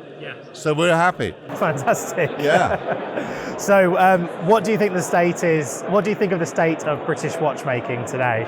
I think the state of the British brands is very strong. Clearly we've got a very shining light with Richard at Studio. But I think everyone generally is doing a good business. I think the British brands are popular worldwide. And it's great to come together, but we're also, you know, we also got a good footprint internationally. We see a lot of each other in the American shows, etc. So it's a healthy place, I think. Yeah. Fantastic. And I guess looking into your crystal ball as a watch brand, what would you like to see from the future of British watchmaking? Shorter day, 2 days. So not just the show, but also the industry in general. Oh, the industry in general. I mean, I don't know there's anything necessarily deficient. We've got some great new developments that aren't necessarily within this organization, but the Time+Tide studio is fantastic. So we would like to see more activity like that. There's gazillions of shows coming at us now, but they're not this standard. So, but there could be more than one of these. We need one in the autumn, winter. How have you found the British Watchmakers Day today? This is our second show now. I feel like this one's a bit more relaxed. Last year was quite intense, first show. But it's been great for us. We've found that a lot of people are more aware of who we are. We're celebrating our decade in time, and people are saying, "Oh, right, you've been along that long." So there's a lot more positivity around Marloe Watch Company, which is really nice to see. Fantastic. And the next question really is, what do you think of the watch industry today, the British watch industry today? On a whole? As a whole, yeah, absolutely. It's obviously blossoming. When we started, there wasn't this many brands. I think it's great. It's great to have this diversity. It's great to have people who are forging paths that then makes it almost possible for us to kind of spread our wings. A lot more colorways are coming that are fun.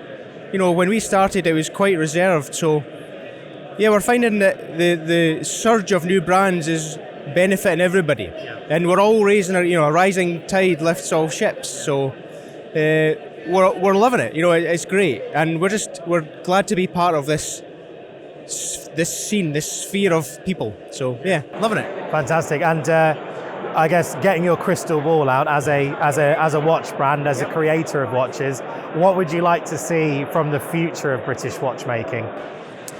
Oh boy.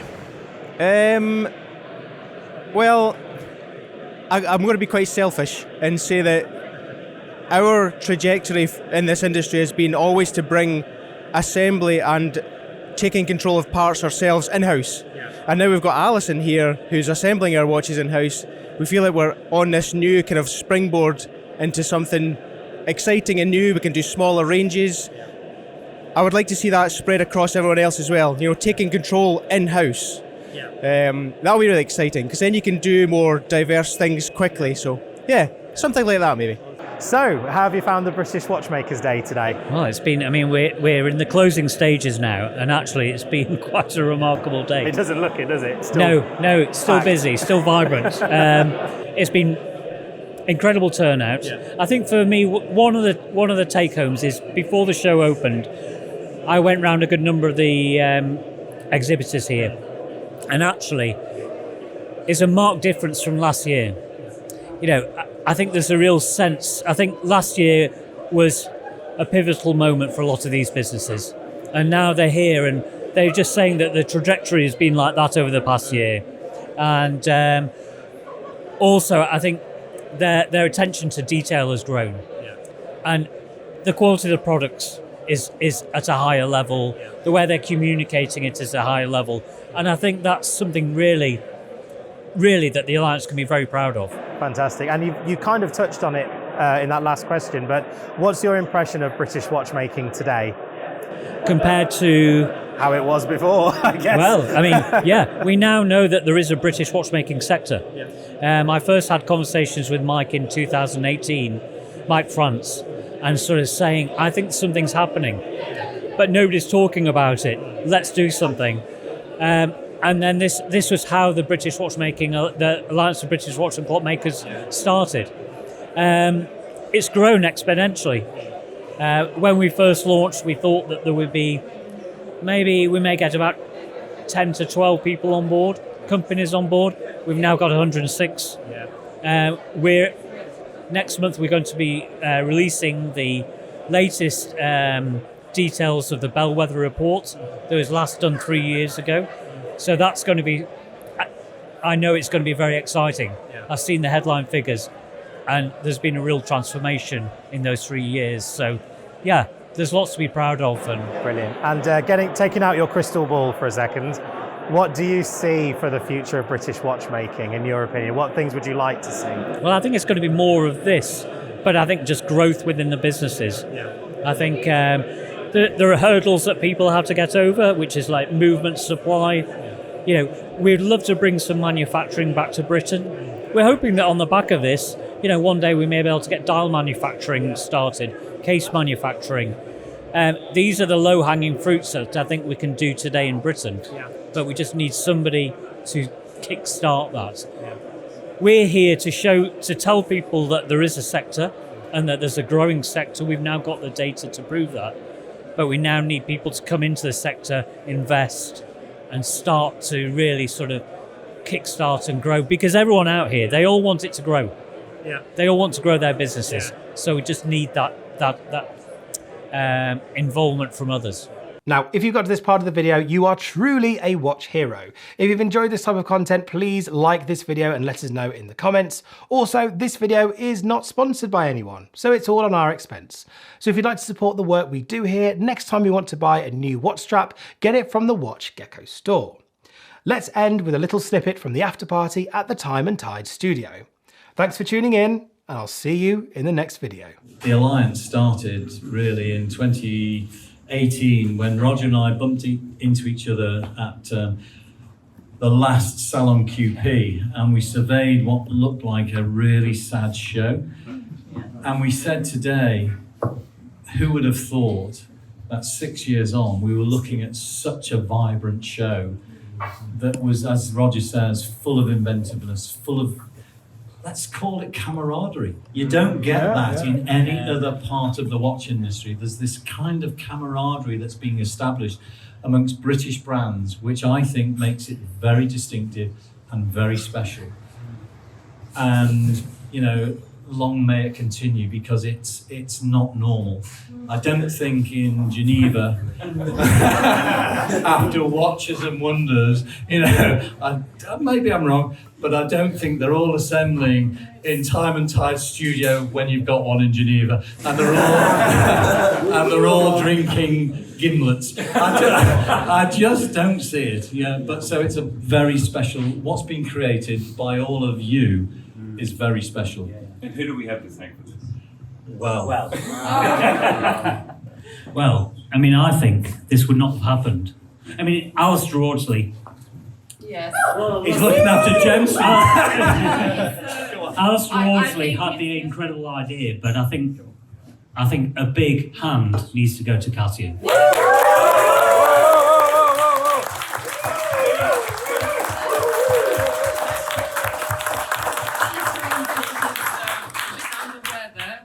Plowed through the day, but he's been a little bit, you know, under weather, so he's stayed in. But he's the one who's come up with the whole concept of all these amazing special edition watches that we've seen at the show. 30 altogether, 26 brands, which is incredible. So thank you very much to all of the brands for, you know, committing to creating these watches. I know it's not an easy task in addition to everything else that you're doing with your other watches and series. So that's amazing. You know, I hope you've done all very well. And so yes, and I also want to say thanks to Darren, who's been working all weekends to get all of the designs ready for the show and the LED screen and everything you basically see visually for the alliances. Darren's working on that, so thanks. All right, guys, have a drink. Enjoy the night. Everyone, let your hair down. The show is over.